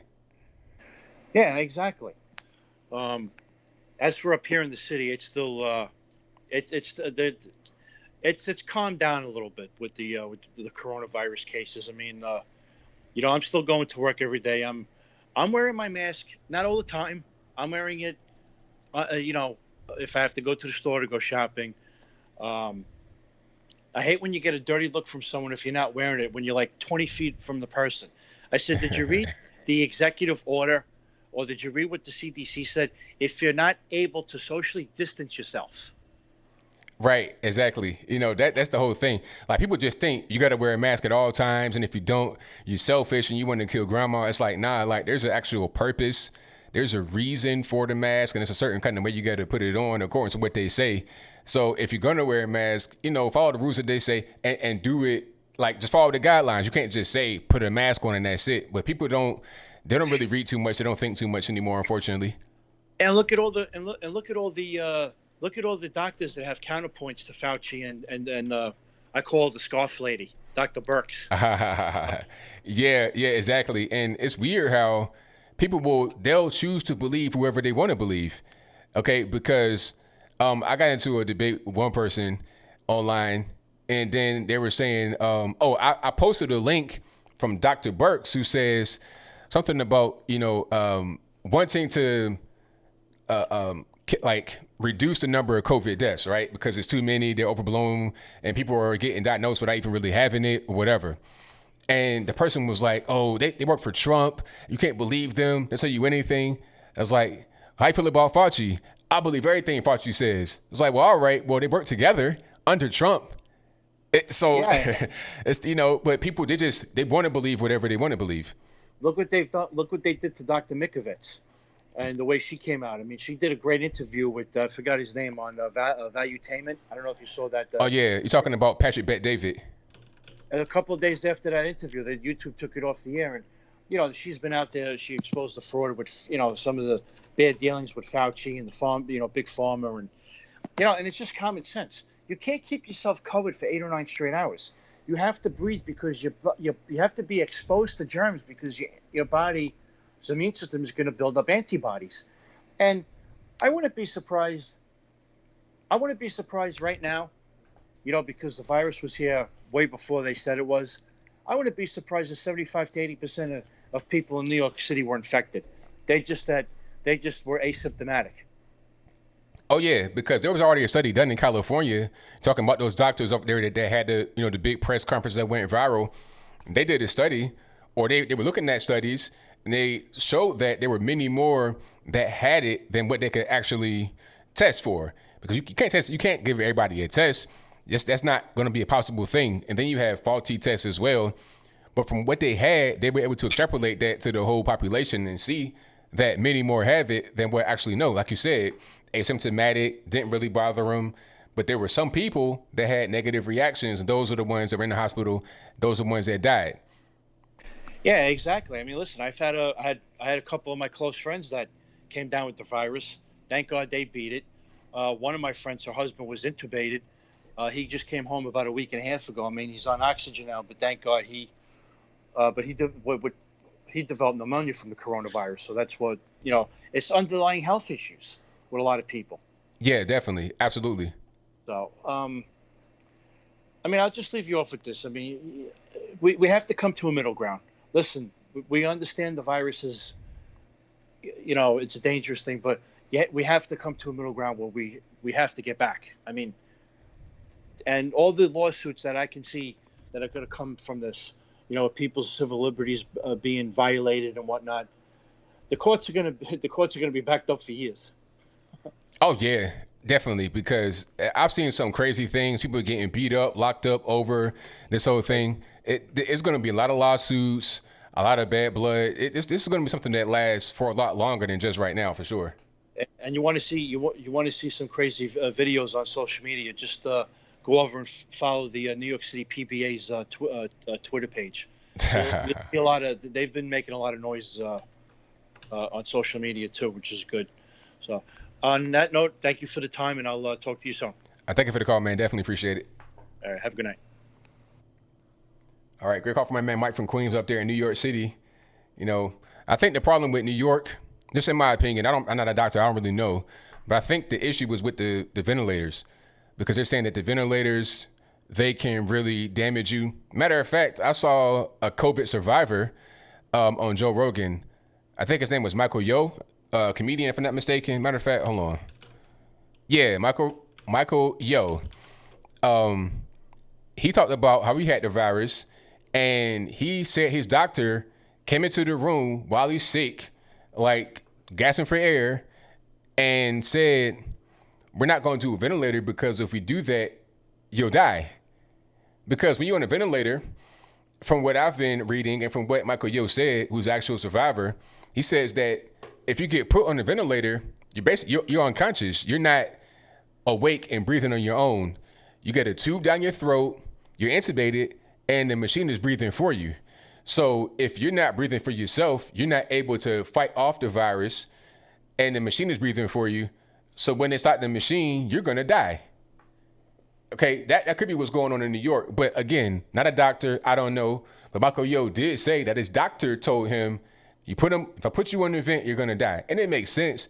If you can't fight the virus, that's why they have hydroxychloroquine, because it gives you time to fight the virus. The issue with COVID-19, China virus, whatever you want to call it, it does not give you time to fight it. It's a rapidly acting thing. One guy said he had a tickle in his throat one night, and he woke up in the morning unable to breathe, because it's a fast acting type of thing. But let me get to my next call. Yeah, survival rate is really low, Leo. 80, 90% death rate from ventilators. Now, some may live after they get off the ventilator. That's possible, but not always. Let me get to the next call. 832, you're on the line. Who am I speaking to? Hey, this is Heather from Houston. How are you tonight? I'm doing pretty well. How about yourself? Good. Oh, so much to comment on. But hey, I'll start with the Arbery case. Did you hear that there was an investigation of the Glynn County Police Department in February? No, what happened? So apparently they had a drug task force, and it was disbanded because of a lot of, how can I put this, hanky-panky with their informants. Okay. So I think there's a lot more going on in that case, and then they've come out with a lot of information. Now that they've lawyered up, the lawyers are coming out with information about how McMichaels was actually given some kind of authority by the police to keep an eye on that house. So I think it's a lot more than just race. I think this reminds me a lot of the Go Forth case. I don't know if you remember that case. No. That came out around the time of, what was it, the Michael Brown shooting in Missouri? Yeah. And the Black Lives Matter movement and all that. Well, that's when the deputy here in Houston was killed, and the sheriff of Harris County tried to say it was a racially motivated shooting, and it was Black Lives Matter. Well, what turned out was We don't really know, honestly. We don't know exactly. But the rumor is there was more going on. There was some drug issues involved. The witness at the scene that was with the deputy when he was shot was someone he was having an affair with. And then 4 of the investigators on the case were sleeping with her too. So there was just a lot of corruption in the county, in the sheriff's department. We have a new sheriff in town now because of it. But it was the chief of police that threw down the race card. And I think he did it to divert attention away from what was going on in the police, all the corruption that was going on in the police department. And my gut tells me that it's the same thing that's happening with the Arbery case. There was a lot of corruption in their drug task force. Okay, now if that could be true, but does it change the facts of the case as we know them so far? No. I mean, clearly, and here's the deal. People who are going to involve themselves in that kind of behavior, they probably do have a racist bent to them. I mean, they're just bad people all the way around. Hold on. So who's the bad person here? The police department. No, I mean in the Ahmaud Arbery situation, because there were no the police department. No, police but department. I'm talking about Ahmaud Arbery because in that situation there were no police involved. McMichaels was a former police officer. But he was not a police officer. And he was he was an investigator for the DA's office. Previously not. But wait a minute. Wait. Hold on. Okay. In the Ahmaud Arbery shooting, there were no police involved. One person was a police officer, but he was not a police officer. So we got to say, we got to just talk about, what they were at the time, not what they used to be. But he was being used as an informant by the police department. Maybe that's so, but maybe that's so, but he's not a police officer. So, I mean, in the facts of the case, you have civilians involved. Now, whether somebody was an informant, a former cop, maybe that's so, but they're still civilians. Yeah. It doesn't give them any kind of, a legal status above a regular civilian. No. I think you're missing what I'm saying, though. I think there's corruption in the DA's office and in the police department and how they're conducting their crime investigations. Maybe that's true. To cover up their own crimes. To cover up their own crimes. Maybe I don't know that. I don't know that. Maybe that's true. Maybe it's false. I don't know. All I'm saying is the facts of this case that we know so far, all of that does not change it. Even if there's corruption, even if he was an informant, even if he was a guy that was a cop, he could have been a bad cop. I don't know that. But all of that being said, the facts of the case still remain the same. No, it doesn't change the outcome at all. But it certainly. What I'm thinking is, the real criminals are in the police department. But how does that make a difference in this case? That's what I'm trying to say. Because what you're saying could be true, but it's not important or relevant because this case did not involve the police. This case involved three to four civilians. That's all that really matters. The police in the city or in the town being corrupt could be true, but it's inconsequential and unimportant because it did not happen to be in this case. Now, if you were to say that there were police that shot and killed, then you could say, okay, well, the police are corrupt. There's some things going on. Okay, maybe that might make sense. You might have a bad cop on the thing that did that, maybe. But even if that's the case, it still would not change the facts of the case and what happened on that night or that day. Well, think about it this way. If you have a corrupt police department that's running drugs or sex trafficking or doing that, they're the ones who are committing all the crimes, for instance. Let's say that here's my conspiracy theory. Let's say that Travis was actually the one stealing the stuff from the construction site, if anything was stolen.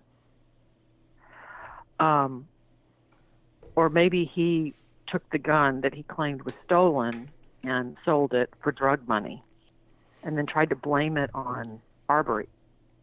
See what I'm saying? I mean, that's possible. That's possible. But see, it doesn't explain why Arbery was the guy going into the house and why he ran when somebody spotted him. I mean, it doesn't explain that. Now, I'm not trying to give a conclusion. I ain't trying to give a conclusion. I'm just trying to say it doesn't explain that. That scenario does not explain what you saw on the tape. Well, I know it's hard to follow. I know, but I think what we're going to find out is Travis was using Arbery as a distraction from his own bad behavior, and in order to keep up that cover, he had to claim that Arbery was doing something wrong. Now, I know going in the house was not right. He probably shouldn't have done that. But it's interesting because another thing that came out today was the homeowner said he thought Arbery was just going to the house to get water. Okay. And then there's there's a text message apparently that McMichael's attorney brought forth that shows a police officer told the homeowner he was going to have McMichael's watch the house for him. So I think there was some stuff going on with that house that the police were really involved in that was corrupt, but they needed a fall guy. And Arbery was their fall guy. All right. Well, that's interesting. Go ahead. Yeah. They were going to try to pin it all on Arbery when actually they were the ones doing whatever was going on. Does that make sense? No, I mean, to me, it doesn't make any sense. I understand your point of view. I respect your point of view, but to me, I don't see how that makes sense because like what you said about if, the father or Travis were enlisted by police to watch the house, yet one of them was stealing from the house. I mean, that's just kind of blatant. And then they're doing text messages back and forth. That's public evidence. It's easy to find that, get caught. To me, it doesn't make any sense. And then why would Ahmaud Arbery just happen to be there that day, just running around, running into the house, make sure don't nobody see him, and then when somebody sees him, all of a sudden he runs. And then the main thing is not even the house and going into it. That's not even the main thing. The main thing is running towards the truck while it's parked in the street, rather than running away from it with guys with guns. You run towards the truck, circle around it, and then grab the gun that the guy is holding. So he did a lot of things that aided in his demise. Now, I will say that the father and son maybe a little bit overzealous, but Ahmaud Arbery came and attacked them first. Now, if they go and just shoot him without having him attack him first, then they have no defense. They're going up the river for murder. That's pretty much it. But since Ahmaud Arbery attacked them first, that gives them the out right there. But if it were not for that, if it were the other way around, then it wouldn't matter about the house. Nothing would matter. And it still doesn't matter. So I'll give you the last word. I get to the next call. Just do a search on the Glenn County Police Department Drug Task Force and read what they have to say about, because their Drug Task Force was disbanded and they're under investigation. So there's some corruption going on. And another interesting thing is when they interviewed Roddy, the guy who was driving the truck, took the video, his attorney said something interesting. He said, because of Roddy's girlfriend, he doesn't have any friends at the DA's office. And I thought, that's really odd. If you go back and you listen to that interview, he specifically says that because of Roddy's fiance, who he's engaged to, he doesn't have any friends at the DA's office.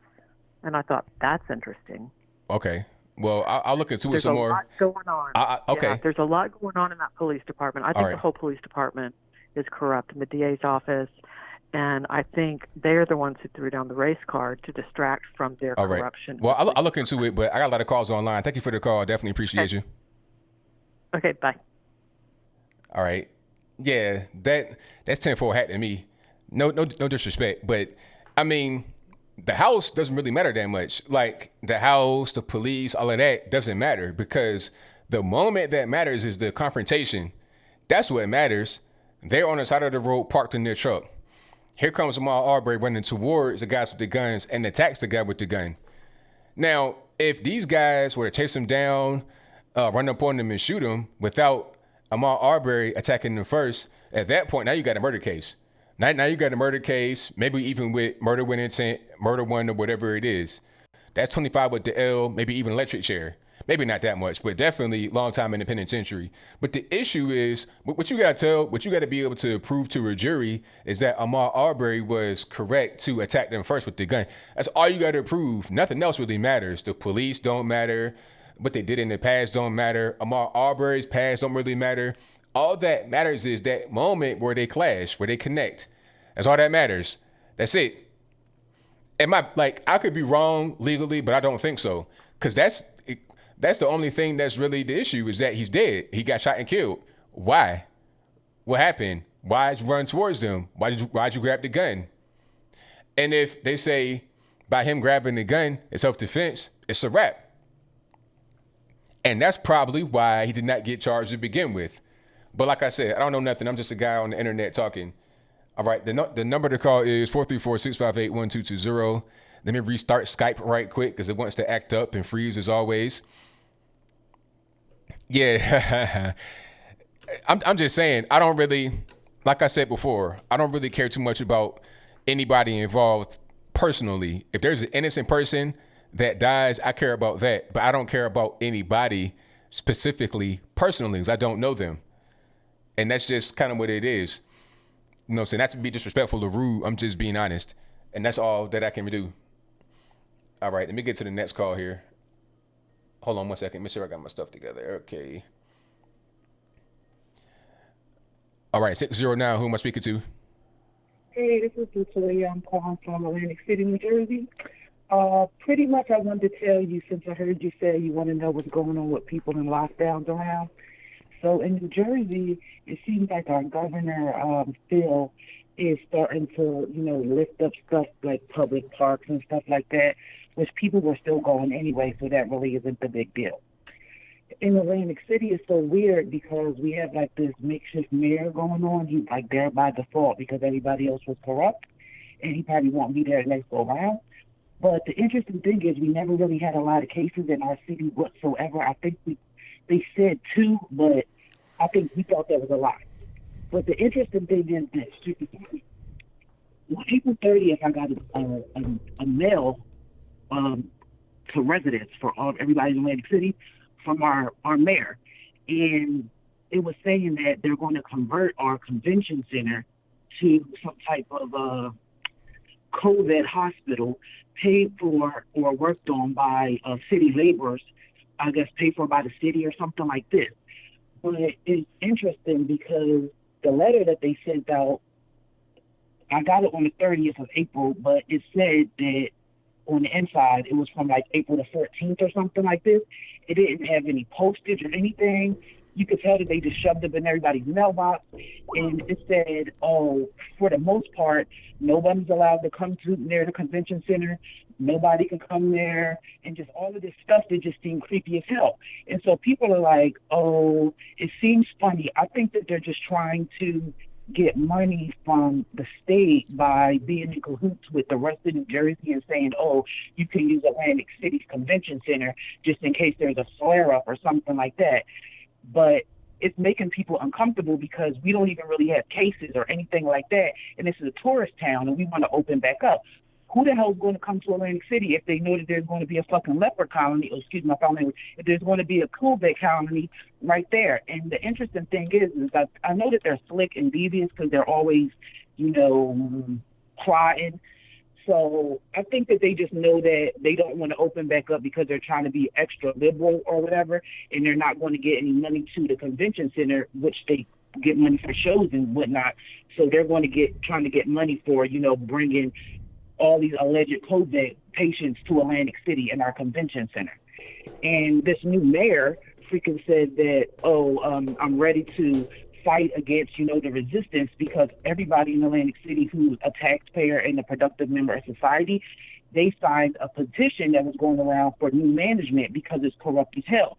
And so he said, we're going to fight them, this, that, or the third. And I said, what do you mean that you're going to fight the taxpayers, fight the people who actually pay, to even live in Atlantic City? Because everybody who likes him are the people who go to, his parties or his balls or something like this. He feels he's like supposed to be so hood and so cool or something like this. But they said that like the DNC and AC doesn't support him, and they're not going to support him next year or whenever it goes down. But everybody, supports him and thinks that he's so cool. But the truth is he's corrupt as all hell, and everybody else is totally corrupt too. And when I think they said that we needed like 13 or 1,500 signatures to, replace them and get new management, because Atlantic City has been under the management of the state of New Jersey for years now because of the casinos and everything bad that's been going on.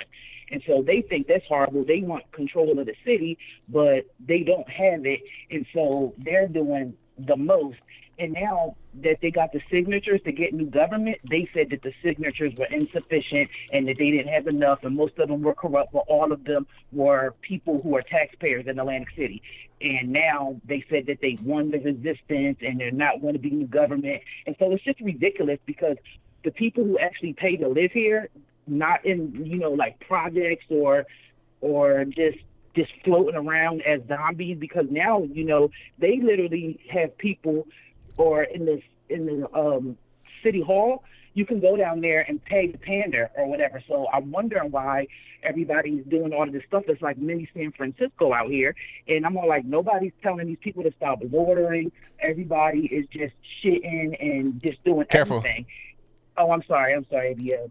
They're just doing whatever, and the police do nothing at all. I mean, the people who own the stores that are supposed to be essential, they're open, which is great because we need the stores open or whatever, but they're freaking selling drugs.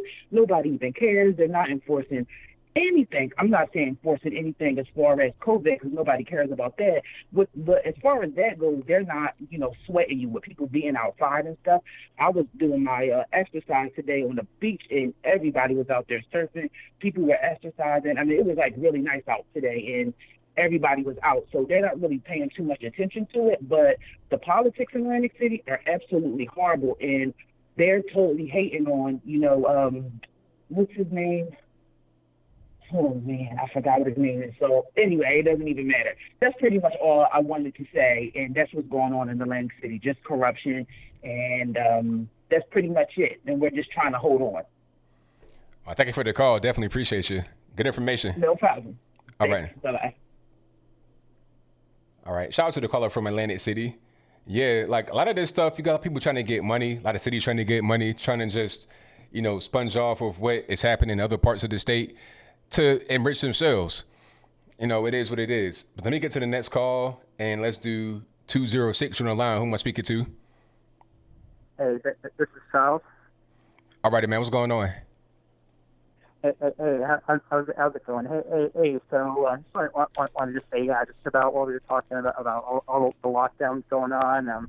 I'm from Washington, where crazy Comrade Jay wants to keep us locked down. But have you heard this, ABL? So we know Alex Joe and Aria Lee will know in the chat that our Governor Inslee wants restaurants to get information from diners, like contact info and address, all that jazz. I don't know, maybe even present an ID. Have you heard that? Wow, that's crazy. I've not heard about that, but that's crazy. It seems like they want to just get everybody's name, all their personal information, so they're able to follow them, able to track them. And I would presume they're not just asking the restaurants, probably asking the grocery stores, everybody to give up information so they can just follow where you are. Even if they don't track you directly, they're going to track you indirectly. Yeah, no, definitely, man, definitely, totally, all the way, all the way. I'm currently out of state for work. But I'm talking to my family yesterday. My sister works at Costco, and she didn't tell me, and I asked her. They were requiring customers to wear masks, which I'm not sure if they still are or not. They're just interesting because it's like they can have people posted at the door, sir, ma'am, everybody wearing masks. But it's like once you enter the store, how can they honestly enforce that unless they're watching everybody? And the stores are still crowded too, right? So right, the stores are packed to the brim. Man. It is. The stores are packed beyond belief. So it's like, what are we doing? You go to Walmart, Home Depot, Target. It's wall to wall. So it's kind of like not making any sense. Yeah, no, definitely. It doesn't make any sense. And then you see for the most part, I'm sure you've also seen like Georgia and other states, they're gradually starting to reopen. It has been almost a month. It's the 16th, and they started like over 3 weeks ago, Georgia, for instance, started to reopen. But there's also, in Colorado, governor there, Jared Polis, you have to see a Democrat, of course, same fashion about the same time. May have been some differences between what him and Governor Kemp in Georgia did, but they're both reopening. They're giving him all sorts of crap. That is Brian Kemp in Georgia, but it was nothing but crickets in Colorado about Jared Polis. Nothing at all, even though he's reopening his state about the same speed and the same fashion, pretty much. Yeah, it's crazy. It's like I don't even understand what the purpose of all of this is, because I think in Florida they're having the deaths go down. I think about them by like 15%. They're open, beaches are packed. There's not this dramatic fallout from opening. So it's like, what are we even doing? I don't understand. Yeah, no, definitely. It doesn't make a whole lot of sense, man. And then finally, something that really I like to say that really can grind many of my gears and yours and many people in here, grinds our gears, burns our biscuits, if you will. When I did mention the blue state governors, you're right. I did forget to include Her Royal Highness Gretchen Whitmer, but she was saying, these people, she was doing what many liberals like to do, project and be told hypocrites. She was saying, people, they're violent, they're misogynist, they're racist. And I thought to myself, lady, what planet are you living on? And who are you to assume? And you have these different camera shots. For me, I know from my home state of Washington, about a month ago, I went to a rally and April 19th, and I happened to carry my gun, concealed my pistol. There's about 2,500 people there, many people from all walks of life, middle-aged, young, older people, black, white, Puerto Rican, candy stripe, Hispanic, you name it all. So it's like, what in the world, is she talking about? Just trying to say this. So it's like, yeah, you might have had one weirdo bring a quote Confederate flag, where it's like they can protest all they want. So so it just doesn't make any sense, man. Like, what's the purpose of what she's trying to do by label people in such a manner? People like that, they get kind of caught up in this weird world where people are getting called racist and Nazi for everything. And then maybe they forget to understand that people don't really care about that. Your average everyday person, maybe if you're talking in front of people that really know about that, some journalists, they care. But regular people don't care about that. It's like, right. Look, okay, I'm trying to go to work. I'm trying to eat. I don't care about all this stupid stuff you're talking about. But it kind of shows a disconnect right there between the people. She doesn't have the connection with the people, and that's why she's saying things that don't make any sense. She doesn't. Yeah. No. She doesn't. I'll say you're right. They are like many Hollywood celebrities, many liberals. They're so detached from reality, and you've got the mainstream media losing relevance. You've got Hollywood people paying less attention to them. They're singing cringy versions of old Beatles songs. The colleges and universities are closed. And, of course, again, politics being downstream from culture. You've got the big tech companies, you've got some people, some of these libs, trying to regain it. That they thought in 2016 continue what Comrade Barry started, fundamentally transforming this country. But finally, one more point, man, is about how you're saying about how the left, many of them are very paternalistic or maternalistic, they're very parental, right? So this past Wednesday, or when I was watching the Ingram angle, she had on Dan Bongino and Chris Hahn debate, and anybody here is watching, I mean, it was great. They happened to show clips from my good old governor, Comrade Inslee, who has major TBS as another point. But anyway, Governor Inslee, and looking out for everybody, and blah, blah, blah. And I was like, oh, please. I could barely watch it. I muted the TV. But then, Dan Bongino was on there, and he was countering it, saying, like, what's he trying to do? What is he thinking? And then, of course, Chris Hahn comes on. Governor Inslee, he only wants to protect and look out for people. And I was like, really, Chris Hahn? You're not everybody's bad, so cut it out. And then he was putting words in Dan Bongino's mouth, saying, so Dan, you're saying testing is bad? And then Dan kept his cool, like, no, Chris, I never said that. You always do this crap. And Laura Ingram had to cut in. It's like, guys. And then, Chris tried to say more crap, blah, blah, blah. And then, he's like, President Trump, if he had delayed, blah, blah, blah. And Dan and Laura were just shaking their heads. And then Laura was, she's trying to be neutral, but it is, of course, I mean, she's putting in, her own 2 cents. She was like, if you're going to say that Joe Biden would have done a better job than President Trump, gotta be kidding me. Did you see this ABL? I didn't even see that. I'm gonna check it out and see what's going on with it. Yeah. Yeah, definitely, man, definitely, yeah. And it was great. Dan kept it cool, but Chris, he's just, well, they're all obnoxious, but it's like, when is he even going to say it? It's like, I just want to mute him when if he's going to come on. He's been on Judge Shamid's show. I know what he's going to say before he's going to say it. I don't like hearing opposing viewpoints, because as you very well know, as most of us conservatives know, it's a lot easier for them, the left, to tune us out. They won't watch you. They won't watch Jericho. They won't watch OAN or Fox. So it's in a rush, but it's hard for us to get away from them.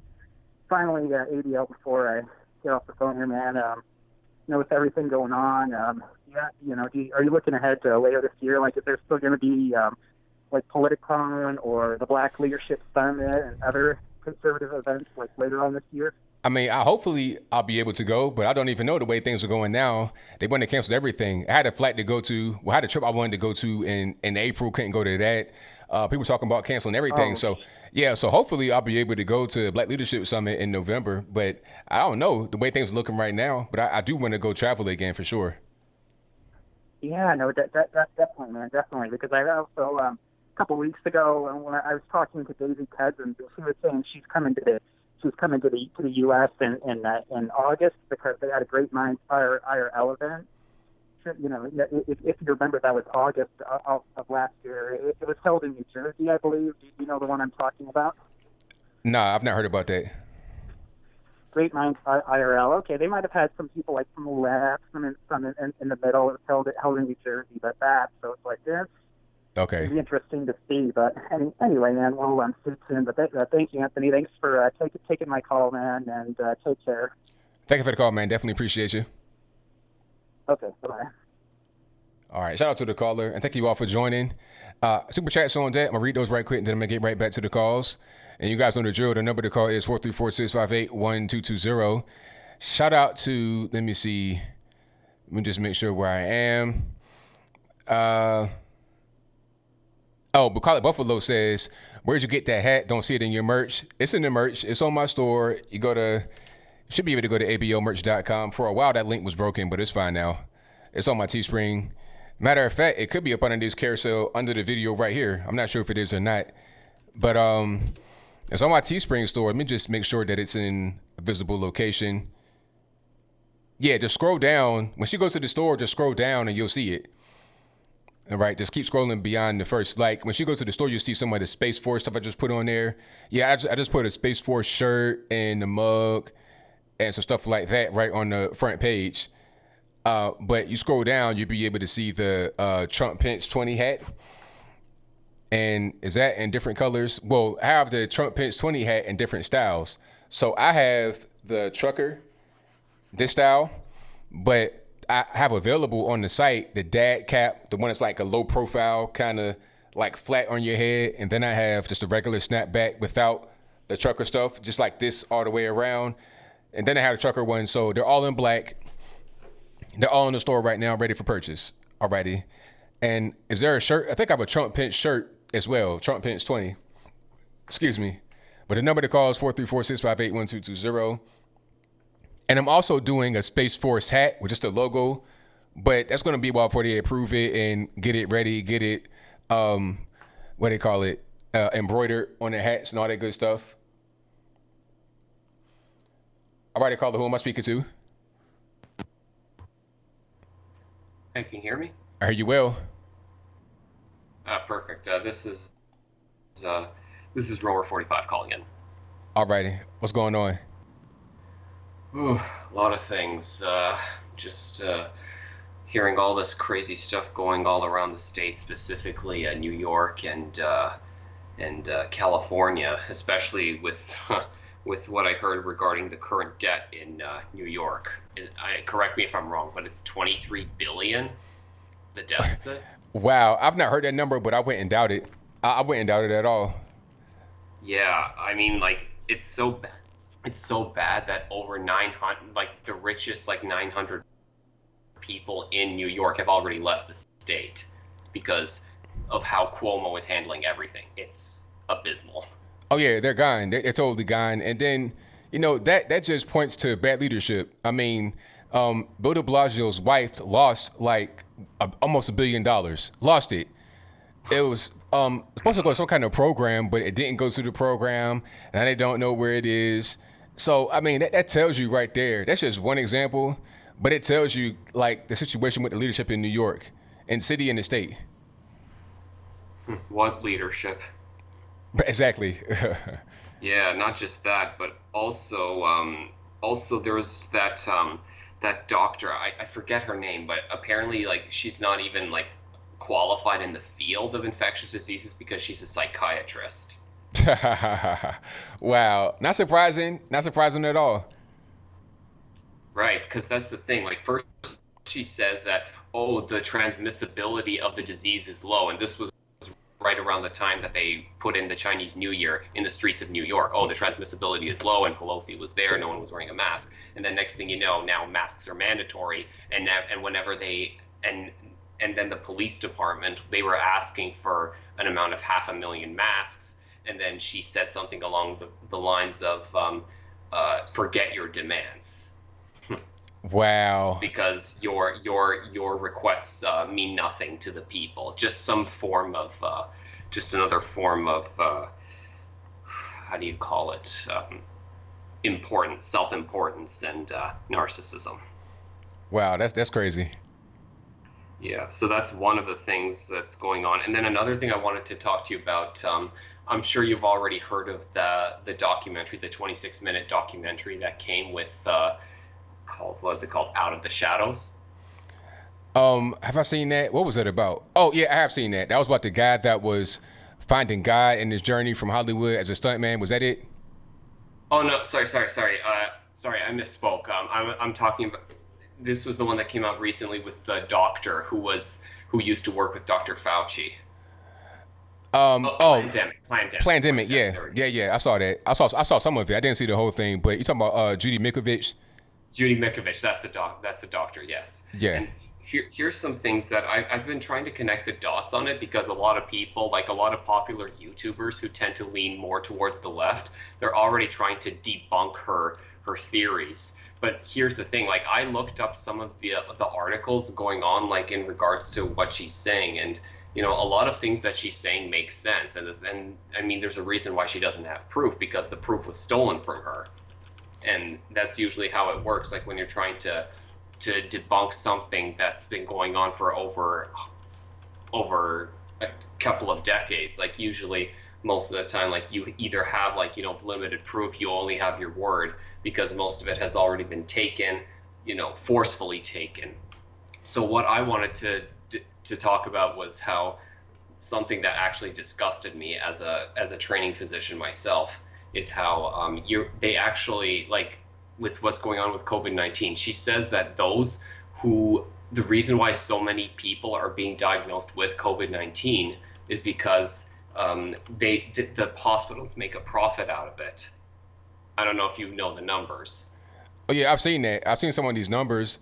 I think it might have been Medicare or Medicaid. They're talking about if you have a patient that has the virus and they get intubated, they get the ventilator put on them, it's like 38 or 39,000 per patient.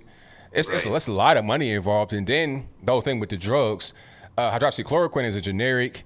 They're talking like 30 cents a tab, 50 cents a tab, not very expensive at all. You can make it pretty easily.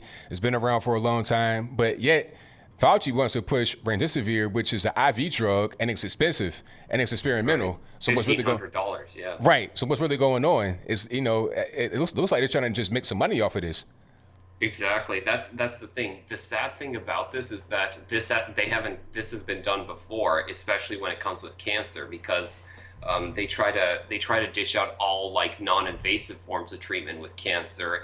When I say non-invasive, I'm talking about in terms of when it's stage 3 or 4, where surgery is not an option. This is like people, they, instead of taking chemotherapy or radiation, they decide to go with apricot kernels because of the so-called vitamin B17, which has been known to kill a certain protein that's found only in cancer cells and not found in normal human cells. And the thing is, this has actually been admitted in several medical articles, is that you have, if you diagnose someone with cancer, even if they don't have cancer, you offer them radiation, I think they said they get paid over $1,000 per patient. Wow.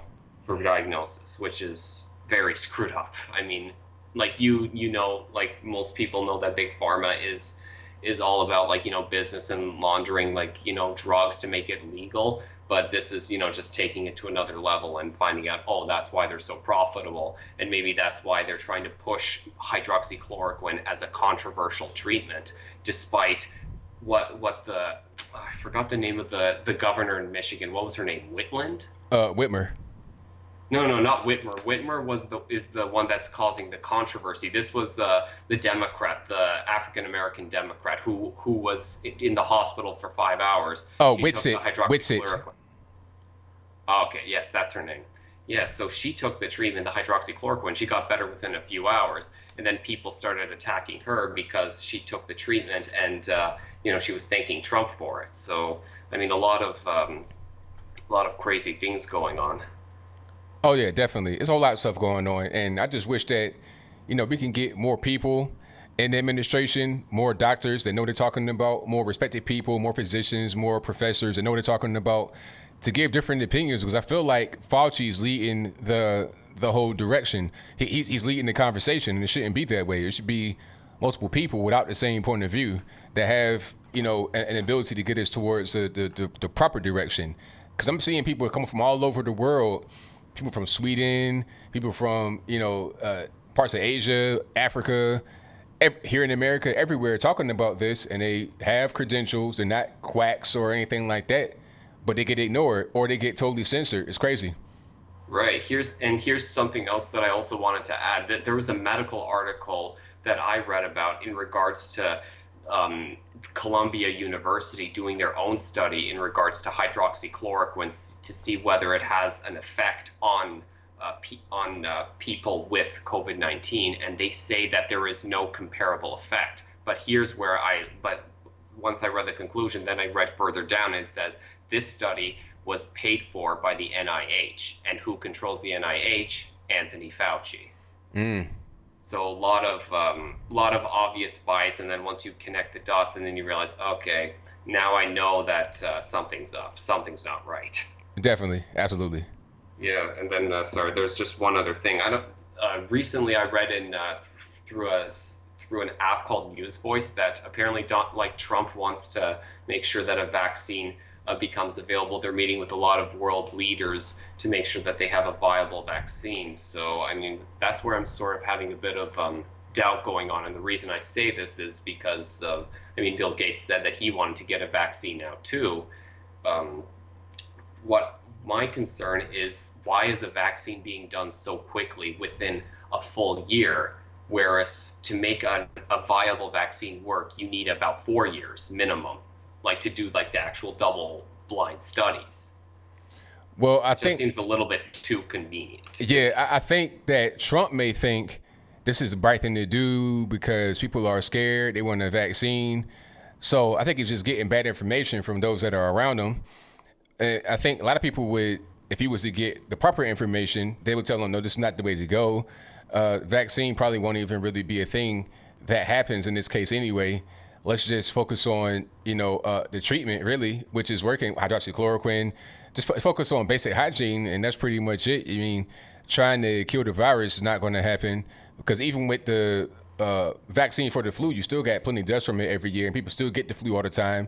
It's not going to prevent you from getting it, and you can't force everybody to get it. So that probably shouldn't be the focus. But hey, I got a lot of calls on the line. Thank you for the call, man. Definitely appreciate you. All right, thank you. All right, now. Take care. All right, man. Snaps of the Gorilla. What's going on? What's good? ABL was cracking. Everything's good, man. What's going on? And same old. So I wanted to know if you saw that interview that Alan Dershowitz had.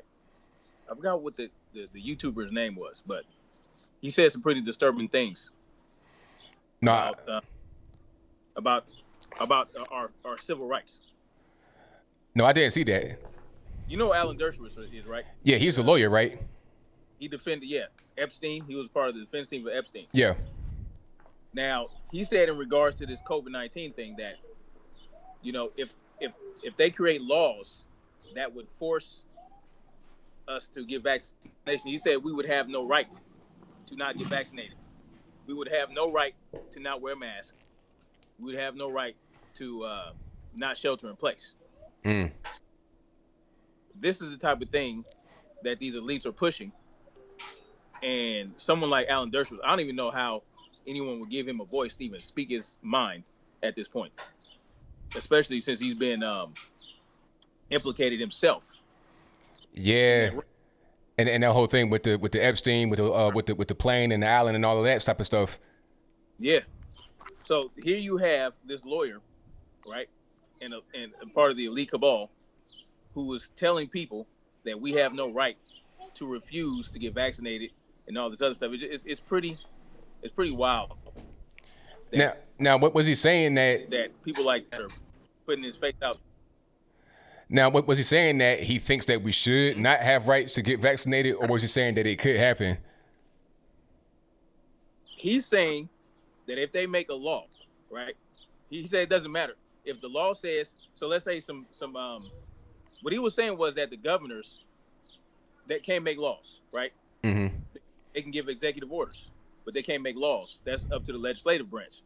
But he's saying if the legislation says that we have to get vaccinated, then we have no right to not get vaccinated. He's basically saying if you create a law that says you can't do something, then you no longer have that right because the legislator. Right. So, and this is my problem with government altogether. This is my problem with groups of people, right, coming together to create edicts that will dictate how we live. Because they, in their mind, we make it law, then you have to obey by it, whether it's right or wrong. So, I mean, it's pretty wild. So we'll see what happens, man. We'll see what happens when this Operation Warp Speed goes through. And that's the pretty scary thing about it, man. I don't know if you heard, I think it was yesterday, Trump was talking about Operation Warp Speed, trying to hurry up and get these vaccinations done. Yeah. Vaccines done by the end of the year. Right. I don't know how many times he mentioned that, but my question is, if it takes 10 years, or not, it could take up to 10 years to determine the efficacy of a vaccine. So why are we trying to do it by the end of the year? And why is he pushing that? I mean, I think he thinks that it's probably the best thing to do because people are talking about, we don't want to open up until there's a vaccine, all this and that. So he might think it's a good idea. And he's probably getting some wrong information from people that are around him, from the doctors and whatnot, like Fauci and everybody else. So it's like, if you're Trump in a situation, who do you reach out to give you the right information? You see what I'm saying? Well, what about Dr. Erickson? That's a good point. I think I was saying that in the previous call. He should get some other doctors around him, people that are actually professionals, know what they're doing, and give him some good information, or at least some different information, rather than just Fauci leading the way and everybody following behind him. Exactly. And even Fauci said during the Senate hearing that even if they do come up with a vaccine, it might not even work properly, and it might make it worse. And I don't know if you watched Joe Rogan. Did you hear about that part? Did you hear that at the Senate hearing? I did not hear that. Nope. He said that it can make it worse. Wow. Because what ends up happening is if you can create antibodies using these vaccines that could have your immune system attacking you when it's not supposed to. So that's why you have autoimmune diseases like AIDS and lupus. This is why you have issues with lupus. Lupus is an autoimmune disease where your immune system attacks your own cells. You know what I mean? So that he's saying that if these vaccines could do that to someone. It's not working? No, it's working now. What did you do different? You have to plug it in the right thing. I'm on a call right now. I'll show you when you get in there. So, all right. My bad, man. It's all good. So what happens is you should watch Joe Rogan's podcast where he had, I forgot her name. She's a doctor, but she was talking about how vaccines can have create antibodies that would attack you and make it worse. So we're talking about vaccines can take up to 5 years to be tested. And we're talking about a novel coronavirus that we have never encountered before, coming up with a vaccine by the end of the year. So my question is, when you think about these vaccines, these patents, right, that they say that the people have on the COVID-19, you heard about that, right? About Yeah. Patents that. How long had they actually known about COVID-19, and how long has these vaccines been? That would be my question. That's a good question. Yeah. Trump definitely needs to get some different people in there if he about that life. If he about that life, he need to go ahead, get Dr. Erickson in there, get Dr. Kaufman. You heard Dr. Kaufman? I've heard of him, but I've not heard about what they said. Yeah, so Dr. Kaufman's hypothesis is that vaccine or viruses are a part of your immune system. Like they're endemic to the human body, essentially. So your cells create them, or your body creates them to do cleanup or to fight certain things, right? So there are viruses in your gut, right? I looked this up myself. This virus has actually been isolated, purified, and all the other stuff, and visualized. So there's a bacteriophage in your gut that exists in the mucous membrane of your gut that keeps the bacteria in check. It's a bacteriophage. So if the bacteria ends up in the mucous membrane, the viruses attack it and stop it from getting out. So you get ulcers. That's how you get ulcers. If you get an ulcer, that means that bacteria has bored a hole in your stomach lining, and the bacteria got out, and now you have bacteria in your system that you shouldn't have. So right, there are arguments that there are certain viruses that are a part of your body, like they just exist within you, and that's why they have their certain RNA sequence that lines up with the RNA in your own body. So some people's idea is that the only way you can catch a virus is through an injection, like say in a vaccine. Now you would call this maybe a conspiracy theory, but if you look at all the information, this is why I like to look at all the information. I like to look at different points of view and whatever makes more sense to me. And I use common sense because I'm not a doctor, right? I'm not a doctor, I'm not a scientist, but I do know how to read, I do know how to comprehend. So I like to use what I learn from different areas, and then I say, what makes more sense to me? And what makes more sense in terms of what we're seeing? And that's what makes the most sense. I don't know if you remember that doctor, I think he was a state senator in New York. He was getting on people about not getting the flu vaccine a couple years ago. I don't remember. So I forgot his name. I wish I had his name. So he was getting on people about not getting the flu vaccine. Then he got the flu vaccine. 2 days later, he died from flu-like symptoms. Wow. Yeah, I've got his name, man. But if you can look it up, he was out in New York. It was all over the news. I check it out, man. That's a crazy story, but I got calls on. I'm gonna get to a few more, man. Thank you for the call. Definitely appreciate you. Yeah. Bye. Peace. All right, shout out to my man Snapzilla Gorilla for the call, and thank you all for joining. I got super chats on deck. I'm gonna read those right quick, and then I'm gonna get back to the calls. The number to call is 434-658-1220.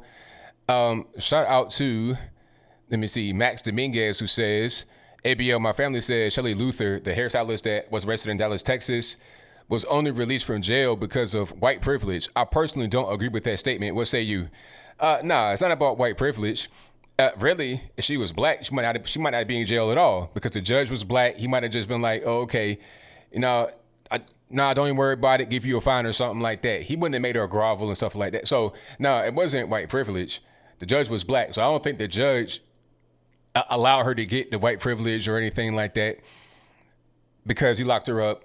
And then beyond that, it was just silly because the purpose was not to jail people, because if you got guys getting let out of jail, because let's be clear, people are getting let out of jail that are black, white, Puerto Rican, candy stripe, because people are afraid that it could be a virus outbreak.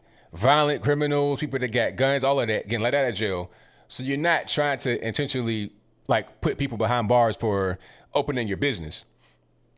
And most they're going to do, if anything, is give you a fine, small amount of money, and that's it. So it ain't white privilege.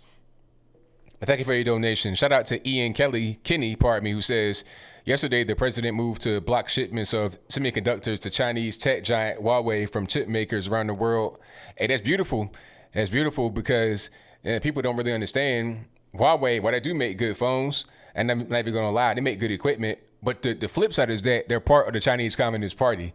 So it's a tech war, it's a trade war going on. That's what it is.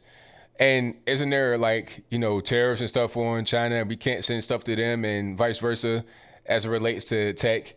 Isn't that happening right now? So that's a good move. Thank you for your donation, man. Definitely appreciate you. Shout out to Charles Turner Jr., who says Washington is still locked down, but I'm out of state for work, and now I'm working on moving to Arizona to get away from the left-wing crap. Hey, I'm right there with you, man. Go ahead, move away, and go to a state that has a little bit more sense to it, rather than just being in that hole up there in the Pacific Northwest. But thank you for your donation, man. Definitely appreciate you. Shout out to Black Introvert TV, who says, ABL, I appreciate you, bro. Keep it up. Hey, will do. Don't even worry about it. Thank you for your donation. Shout out to January Arts, who says, the important part of the Arbery case is if they had the right to even follow him.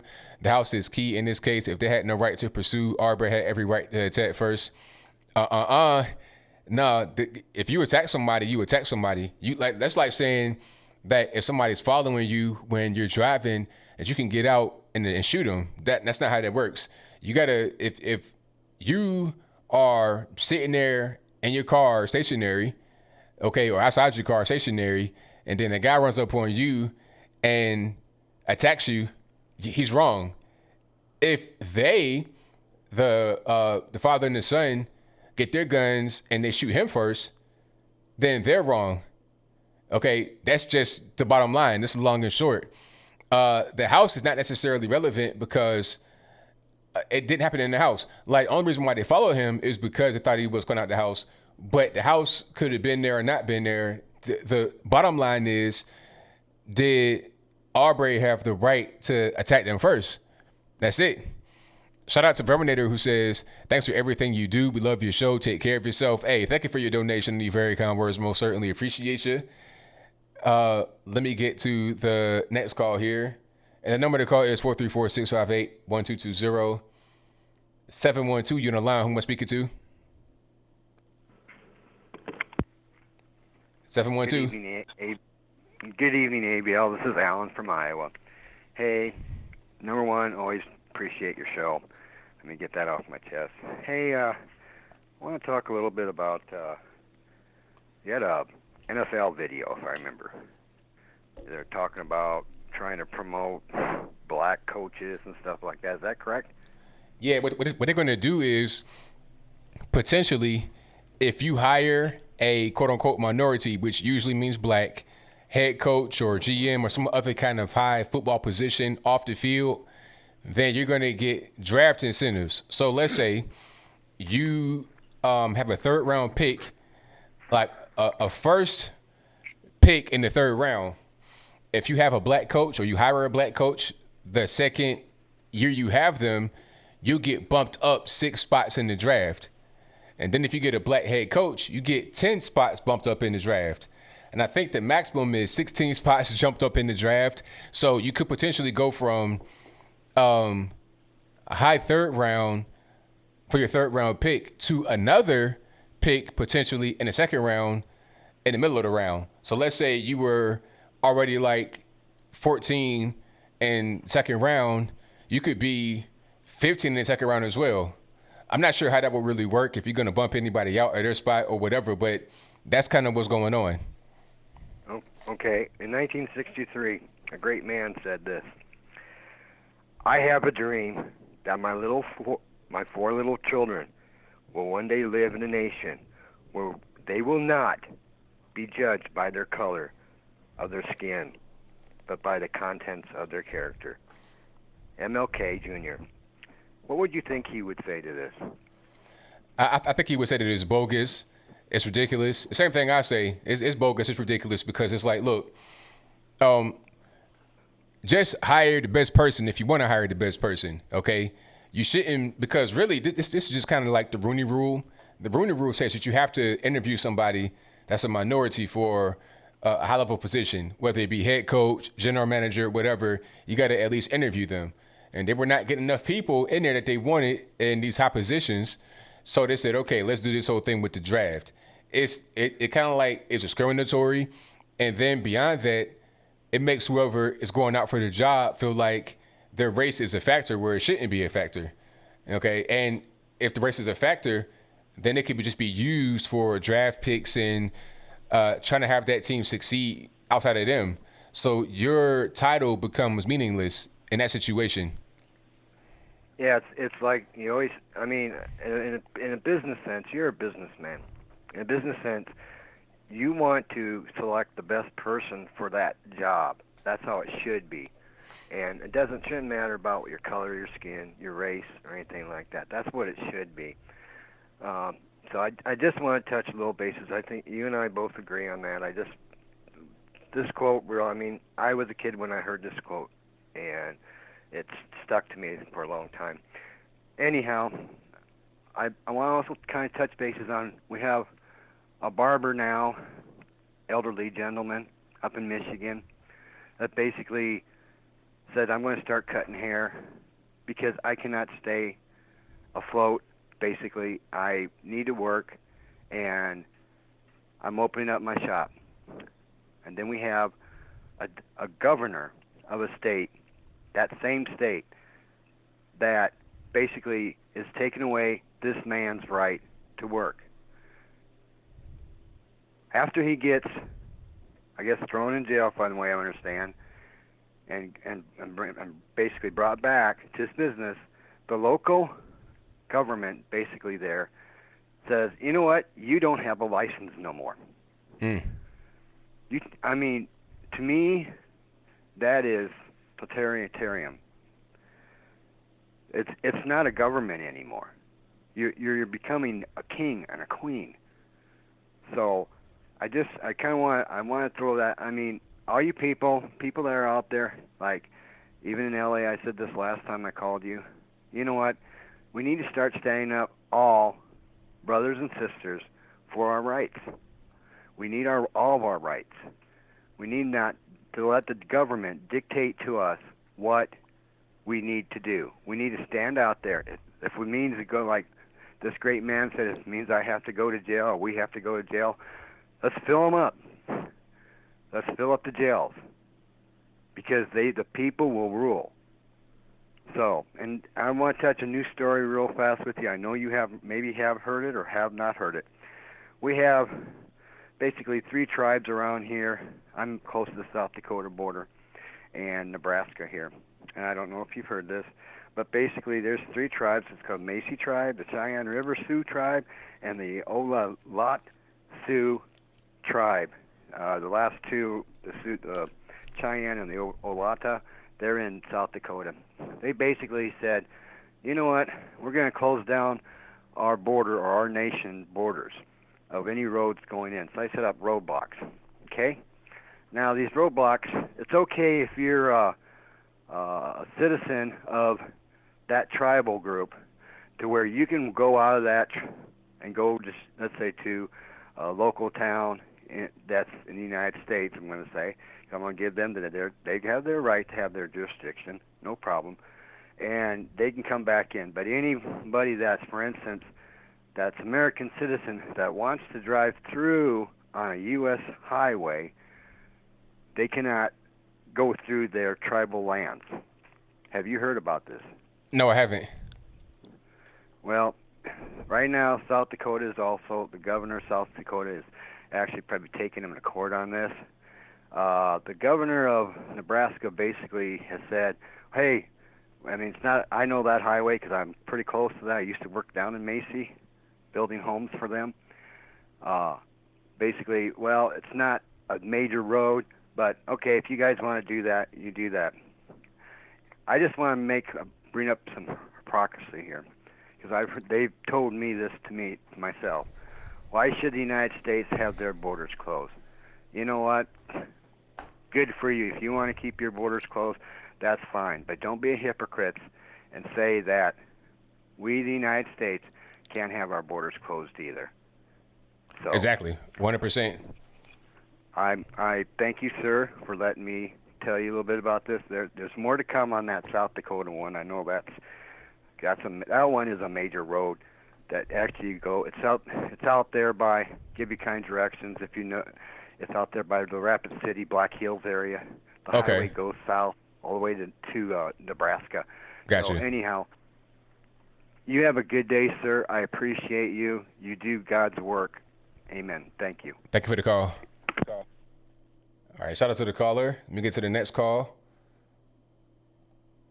214, you're in the line. Who am I speaking to? Hey, man, this is Tariq. What's up, bro? Everything's good, man. What's happening? Nothing much, man. Did you catch that black conservative debate on the Ahmaud Arbery case on Hotep Jesus YouTube channel? Yeah, I saw it. Bro, I lost all respect for Hotep Jesus, bro. Yeah, it was pretty. This is the problem. Oh, go ahead. I'm sorry, man. Nah. I was about to say it was pretty bad, but go ahead. Bro, it's because of Hotep Jesus, man. He's that Negro that, you cannot have a conversation with because he gets overly emotional. And then you want to attack him personally.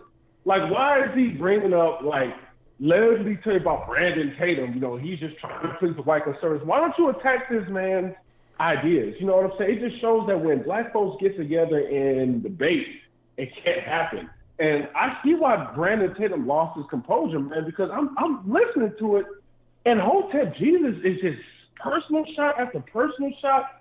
And I'm like, you are trying to defame this, man. Like, you invite this guy to your platform for a debate, and you are literally trying to destroy this man's career. And, Brandon talking about, I talked to you yesterday on the phone, so I'm pretty sure that when he spoke to Hotep Jesus, they had a cool conversation. But that's fake, bro. That's like me and you talking on the phone, but then when I see you in public, I try to call you out. I mean, that's fake. That would erase anyone, because it's like, bro, you've been fake this whole time. But yeah, it just looked bad, man. And what was that other conservative? So it was Hotep Jesus, Handyman Hotep, and there was the black dude to the right of Handyman Hotep. You know that guy's name? That's Lawrence Jones from Fox News. I don't really, but it just seems like a lot of these black conservatives, man, some of them are very emotional, man. And I saw the bias in him. He said nothing when Hotep Jesus was attacking Brandon Tatum. But when that other guy, I don't know all these guys, man. He was the guy to the right of Brandon Tatum who was that big red MAGA hat. Bryson. Yeah, Bryson. He called Hotep Jesus out. Now homeboy want to jump in talking about, hey, man, we ain't trying to do these personal attacks. It's just, bro, they act like liberals, bro. It's frustrating, bro. It was like 3 liberals versus 2 true, intelligent conservatives, bro. That's what it seemed like. The girl, she was fair. Even though she disagreed with Brandon Tatum, that was fair, bro. But that was a crap show, bro. That was embarrassing, man. And really, bro, Hotep Jesus, man, he's going to lose all type of credibility. Like, if you faking to get the movement, talking about, I'll fake to get in. Bro, no one's going to trust you. No one's going to want to get on your platform because they see how you operate. So, yeah, man, that was just a crap show, man. And, the other thing I want to say about this stuff, man, with these shootings, man, is just, man, I noticed, man, in the black community, bro, we are always running into these problems, man. Either we getting shot by the police or just shot all the time. It's just like, what is unique about our race that no other race is going through this? And you know what I'm saying? And people talk about white supremacy. Well, my thing is, if it's white supremacy, why are white people targeting Hispanics? Like, why are they targeting Asians? Like, why is it not even Africans, bro? Not even Africans are going through this, bro. This is a uniquely African-American thing, man. And to me, this is more of a respect for authority type thing. Because I'll be honest with you, man, if a man is holding a gun, bro, I'm not running after him, man. Like, I'm setting my ego to the side. I don't care how much ego you got. That's not a fight that you'll win, man. And, I'm seeing too many videos of just black people getting thrown out the car, cop cars, getting arrested, or getting into these situations where it's just very vague. You know what I'm saying? There's always a crime that happens beforehand. And it's just frustrating, man. And I just feel like we are missing the point of this whole conversation. The conversation I would like to have is, how is it that we are ending up in these situations? How is it that young black men are always running in with the police? You know what I'm saying? Why isn't, like I said, the Asians, the Arabs, the Latinos, why aren't they having these issues? And to me, man, I just think a lot of it goes for respect for authority. And a lot of it is due to fatherlessness. A lot of our African-American population, but we have no fathers at the home. So they have no discipline. So when another man tries to check them or someone tries to tell them what to do, of course they're going to buck. Just going back to Hotep Jesus, if you can see how emotionally reactive that guy, that seems like a mama's boy to me. That seems like a man who has no control over his emotions. And if you have 70% of black men growing up like that, it's going to be the Wild Wild West. They act like nobody can tell them what to do. No adult can say, hey, chill out, man. That's why if you look at the black community, it's Wild Wild West. There are no black men out there policing their communities at all. This is why black people move out to live amongst other races, because the men in those races do police the community. And then we want to say there's no black on black crime when every African American knows there's black on black crime. That's why when black people make money, what do? That means out of the hood, because it's not safe to live there. So to say that this is a fake, these people are lying, because a lot of our people don't want to take this. They don't want to take responsibility for their actions, because a lot of them were just never really told to be responsible. And sadly, I think that is a large consequence of having no fathers in the home. You get a lot of hyper-emotional black men, and a lot of women who just running out here sleeping with everybody. We got a whole bunch of kids. It's a larger problem, man, and that's why I think we keep running into these stupid situations. But like I said, this is a conversation that will never happen. Liberals love this because liberals can use these situations to just win black people over. And I'm about to get off because I know you got called. I swear to God, man, every time I see a white liberal just talk about justice for Ahmaud Arbery or justice for any black person, I see it all as just pandering for the black vote for 2020. That's all it is, because if they truly cared, they would try to enact some type of policy, some type of economic policy or social policy to bring black men and women together, to bring our families home and to lower crime. But they're not. They are still preaching LGBT, feminism, open borders, and hostile male and female relationships in our community. So these people are all lying clowns, man. And that's what I want to say, bro. Thank you for the call, man. Definitely appreciate you. All right, take care, man. All right, peace. Great call from Tariq. I can't argue anything you said at all. It was right on point. Right on point. And when you have no respect for authority, no father figure in your life ever, like you grow up your whole life never having a man say anything to you. You know the funny part about it is a lot of these guys, big tough guys or whatever, that keep getting in fights with the police, running and gunning, thugging and drugging. When the cop comes around, they want to get all buck and big in the chest and fight, or just a man in general, buck big in the chest and fight. When a woman come around, when mama come around, like little puppy dogs. I've seen it happen. You see First 48 every now and again, that they're bringing the female cop that's like about 45, 50 years old, and they sing like birds. Okay. But when the male is in there, they get all combative and bucking and stuff like that. I've seen it happen. That's what's going on. It's, no dads in the house, no discipline. Very good point. Because look, I had a gun on me before. I've had a gun on my face, like right here, at least 2 or 3 times in my life. I'm not trying to be Mr. Tough Guy and grab the gun and beat Chuck Norris. I don't know nothing. What's going on? I got my hands up. I ain't doing nothing. I want to preserve my life in that moment. You know what I'm saying? Now, if I do something later legally, like let's say I got the police in my face with a gun and they shouldn't be there doing that. Now, after we get done with this, I can go, file paperwork and sue you, whatever, figure it out that way.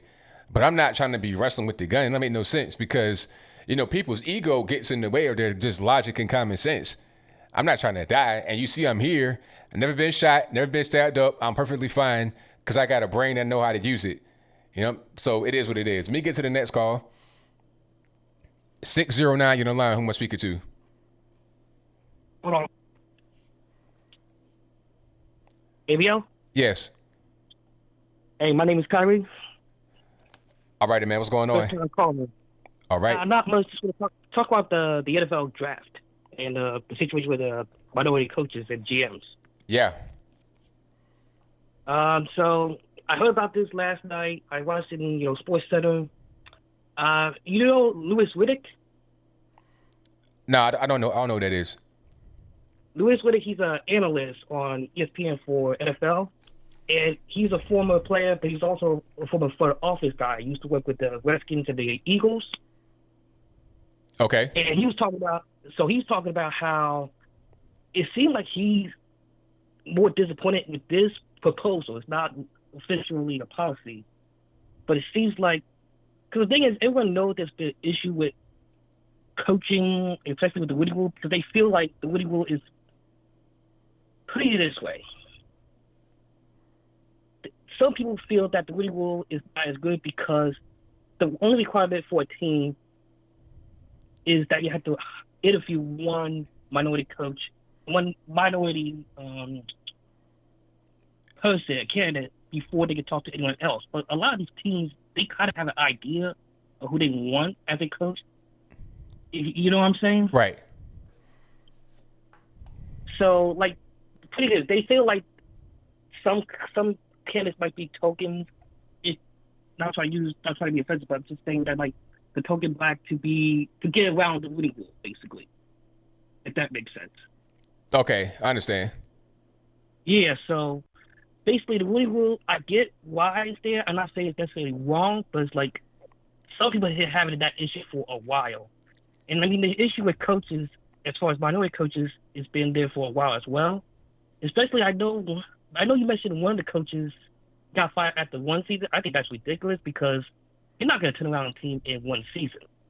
You need like 2, maybe 3 or 4 seasons till you get and that's in all sports, till you have a team that can be competitive. I haven't seen the documentary yet, but they talk about how Coach K at Duke was, like, in his first few years, didn't have like the success. He struggled until he got like this first recruiting class with like Jay Billis and Johnny Dawkins. But that's in all sports. But there's always other things going on behind the scenes we don't know about. It just like when Phil Jackson was winning rings back to back, but he had an issue with the owner or whoever that was, GM, talking about. Yeah, I've been seeing the last dance. It's good. So it's crazy that my dad is from Chicago, so I know how. Yeah, but going back to the NFL draft, the way have you heard about the Packers coach Matt LaFleur? No. So Matt LaFleur, he's the head coach of the Packers. He, in the last few weeks, he started something that was kind of there in Green Bay, but he expanded. It's basically like a minority coaching fellowship. And basically, if you're young, black, Hispanic, Asian, but it's used, let's be real, minority, what they mean minority is black. Let's just keep it like 100. So if you're young and black, and you want to be in the coaching realm, which I think that's nothing wrong. You should be. You can like work. It's kind of like it's an internship per se, mentorship. And I heard like a former Packer who knew LaFleur. I think they were teammates in college. He was like one of the first candidates for this fellowship. I think that's actually a better solution. If teams do, not just the Packers, but other teams, I think they should consider doing that. That way you can have more of a pipeline. They're not coaches, but they're like learning, that's helping other coaches as well. I think that's actually a better solution than what the NFL is proposing with, draft. Because quite frankly,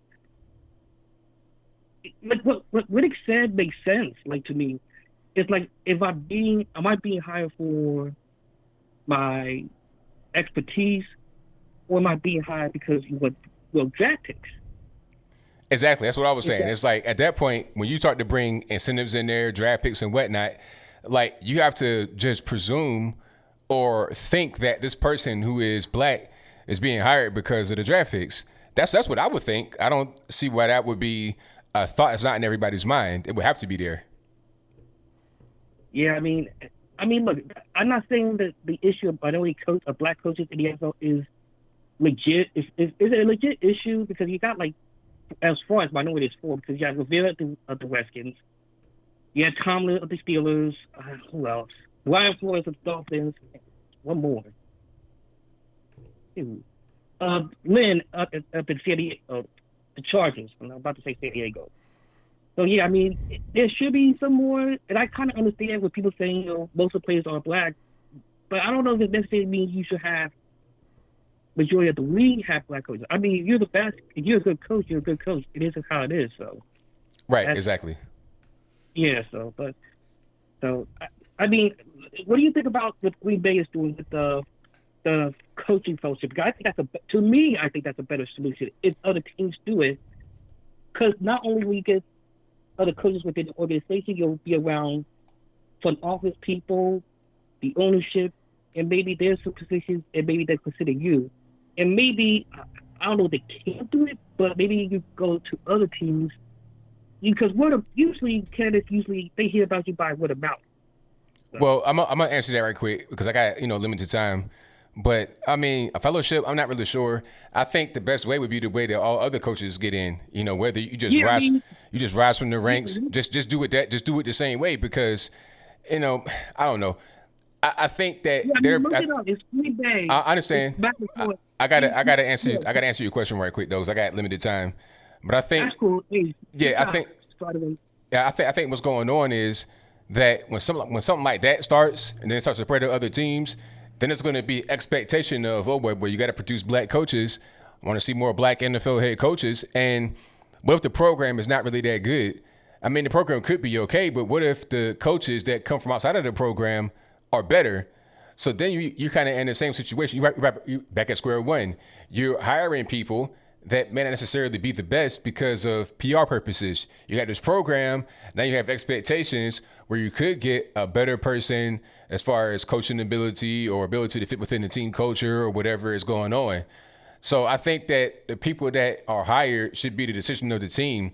It doesn't matter if it's head coach, GM, the players on the field, whoever. It should be whatever the team wants. And if they are interested in winning, then they'll hire the best people. That's just kind of how it goes. I don't think it should be this big push to get black coaches or anything like that, because I would say the same thing about getting white players on the field. You got 70% of the guys on the field that are black. I wouldn't say, we got to have more parity. Blacks only 13% of the population in the U.S., but 70% of NFL players, that's unfair. I wouldn't say that because you got the best guys on the field. The same thing for the coaches. I think that's how it should be. And trying to have some kind of program for black coaches will create an expectation to have black coaches when that program may not necessarily yield the best coaches. So I'm not really necessarily a fan of it. I would just say to any team out there, hire the best, and if you don't want to and you lose, then that's your choice. You see? Well, I think it's trying to be like a mentorship and internship type of thing.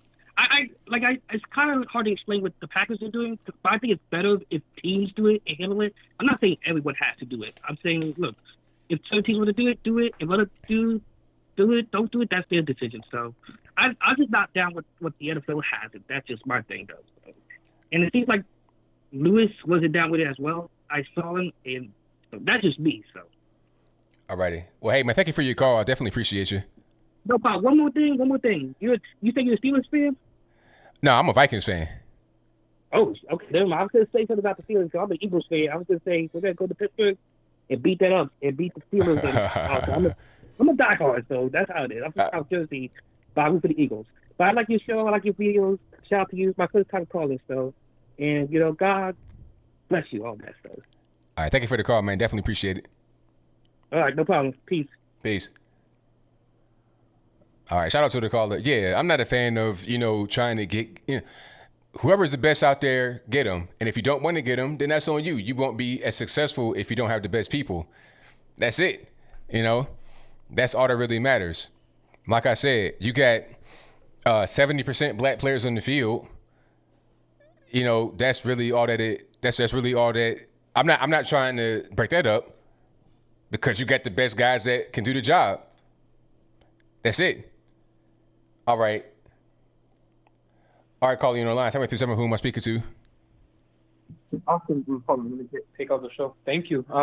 This is Lieutenant from Texas. Actually, you know what? I gotta give you credit. I stayed the entire show this Wednesday. That was like the first time in a while I watched the entire show because I was trying to call in. But you know what also broke my heart? Well, I didn't really feel heartbroken, but like it was a shocker that Ivan made the first caller, even though you started the calls this winter around 8:20, I imagine, and I was trying to, attach 7+ minutes into the calling lineup, and I'm like, but Ivan made it before me?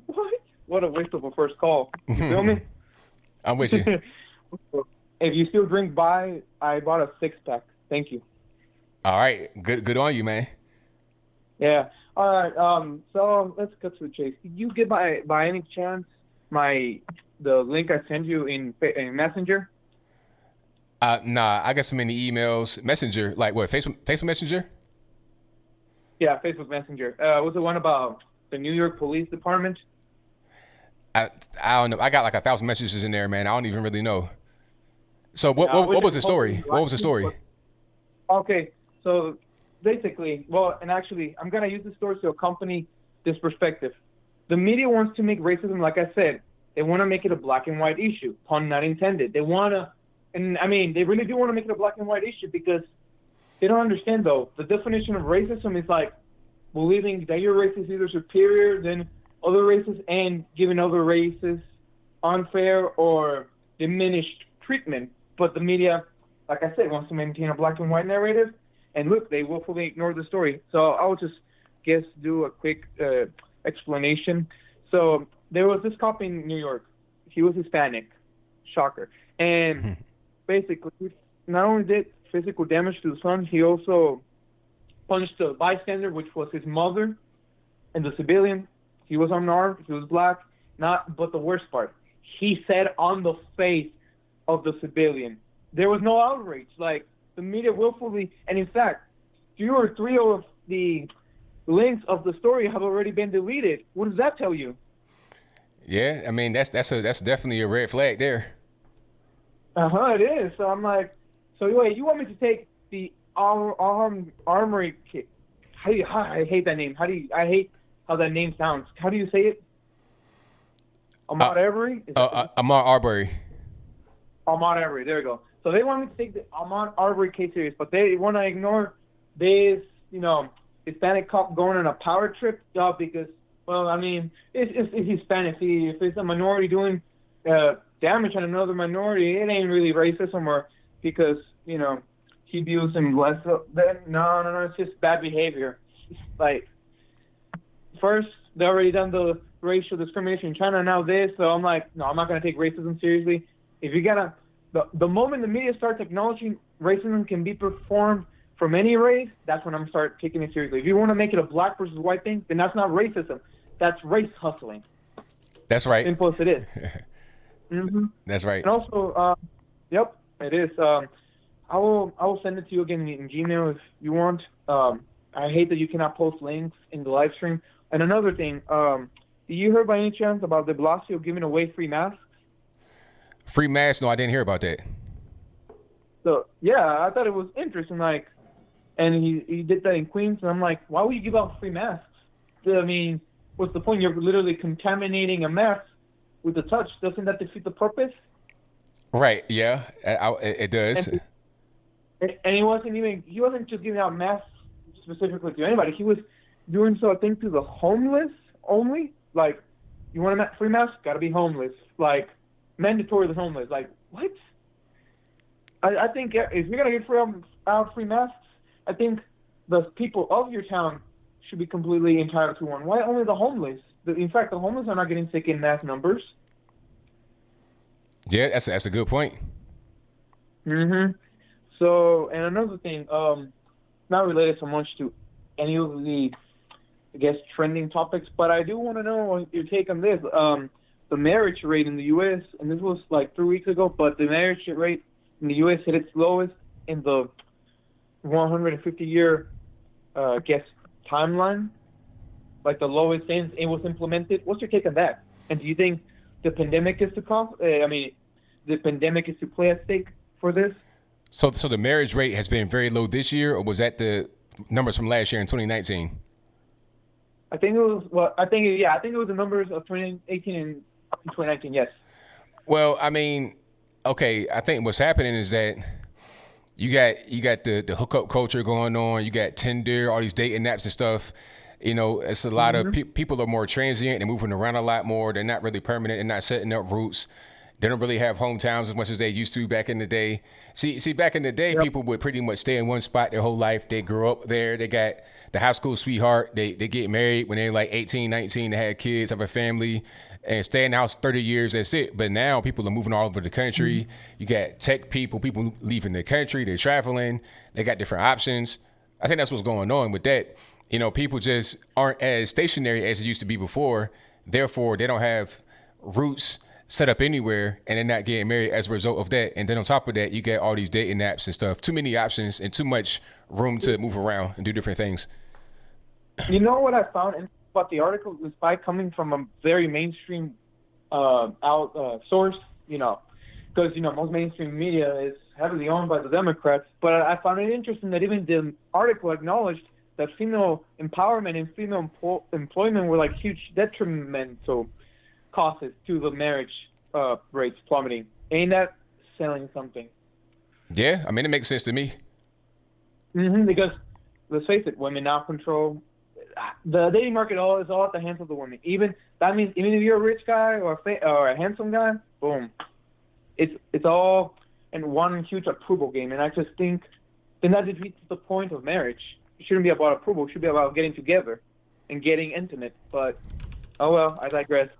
All right. Well, thanks for taking my call. And I actually almost didn't even want to call because what was the name? Was the last caller Kyrie?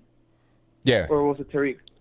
He brought up a good point. If it's about white supremacy, why are they not targeting other races? Oh wait, that's right. It's because the media is trying to make it a black versus white thing, and I get that.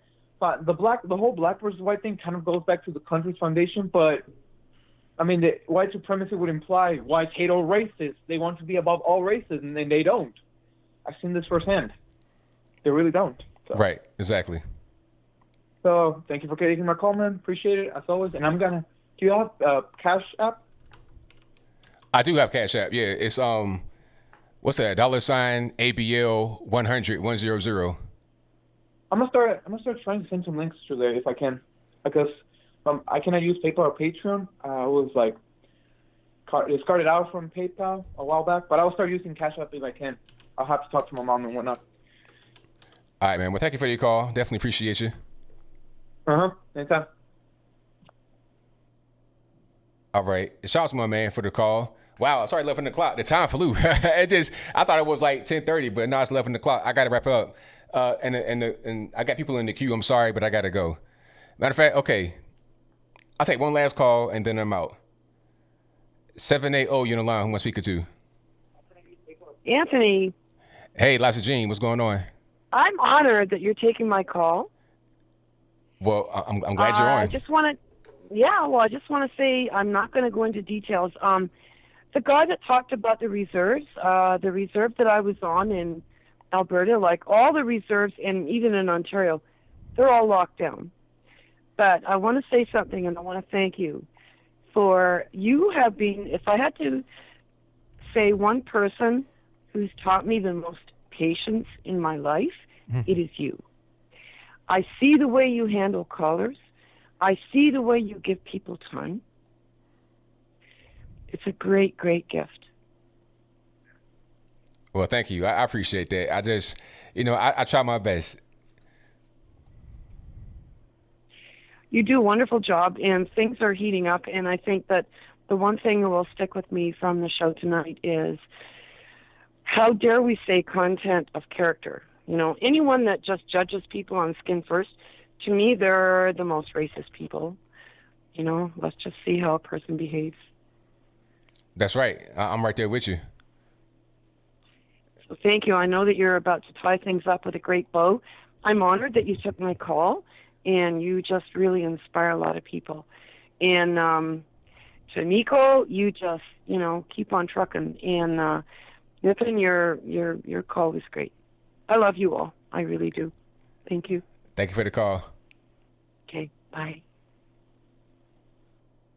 All righty. That will be a wrap for me. Thank y'all for being here. Definitely appreciate you guys. I'll be back live again on Wednesday from 8 p.m. Eastern to 11 p.m. Eastern. Let me take these off. Get some breathing room. What else I got? Shout out to the moderators. You guys do a great job all the time. Liza Jean, of course, who just on the phone. We got Kayleigh Sushi. We got Omar Adams. We got Michelle A. We got Bill from the Hills. We got Shreves. Saw Shreves in here earlier. We got True Helper in here earlier. You get a couple trolls or one troll to keep coming back over and over. That must be your life, right? Making a new name every 5 seconds to come in and chat and troll to get banned again. That's funny. But anyway, shout out to all the moderators keeping the chat nice and clean. You guys do a great job. And super chats, I'm gonna read those right quick. I think I got everything. Hold on. Matter of fact, thank you to Evodio Tovar. Hopefully I didn't butcher your name. If I did, I'm sorry. Who says the answer is the media. Thank you for your donation. Certainly appreciate you. Thank you to all the PayPal contributors, all the Patreon contributors, and shout out to all the Cash Appers as well. Yeah, I just created that. I didn't even really have it before. So it's, what's it, a $sign? I don't even really know. It's a $sign ABL 100. So if you want to use that, that's there. I probably put that on my website and in my link in my description if you want to use that for any kind of donation. But thank you all for joining. And I think that'll be a wrap for me. Hey, Nico, happy birthday, Nico. Happy birthday, man. How old are you? What you like, 21, 22? I know you're still in your 20s, man. But enjoy your birthday, man. Happy birthday to you. And that'll be a wrap for me. So until next time, y'all be safe. I'm out. And peace.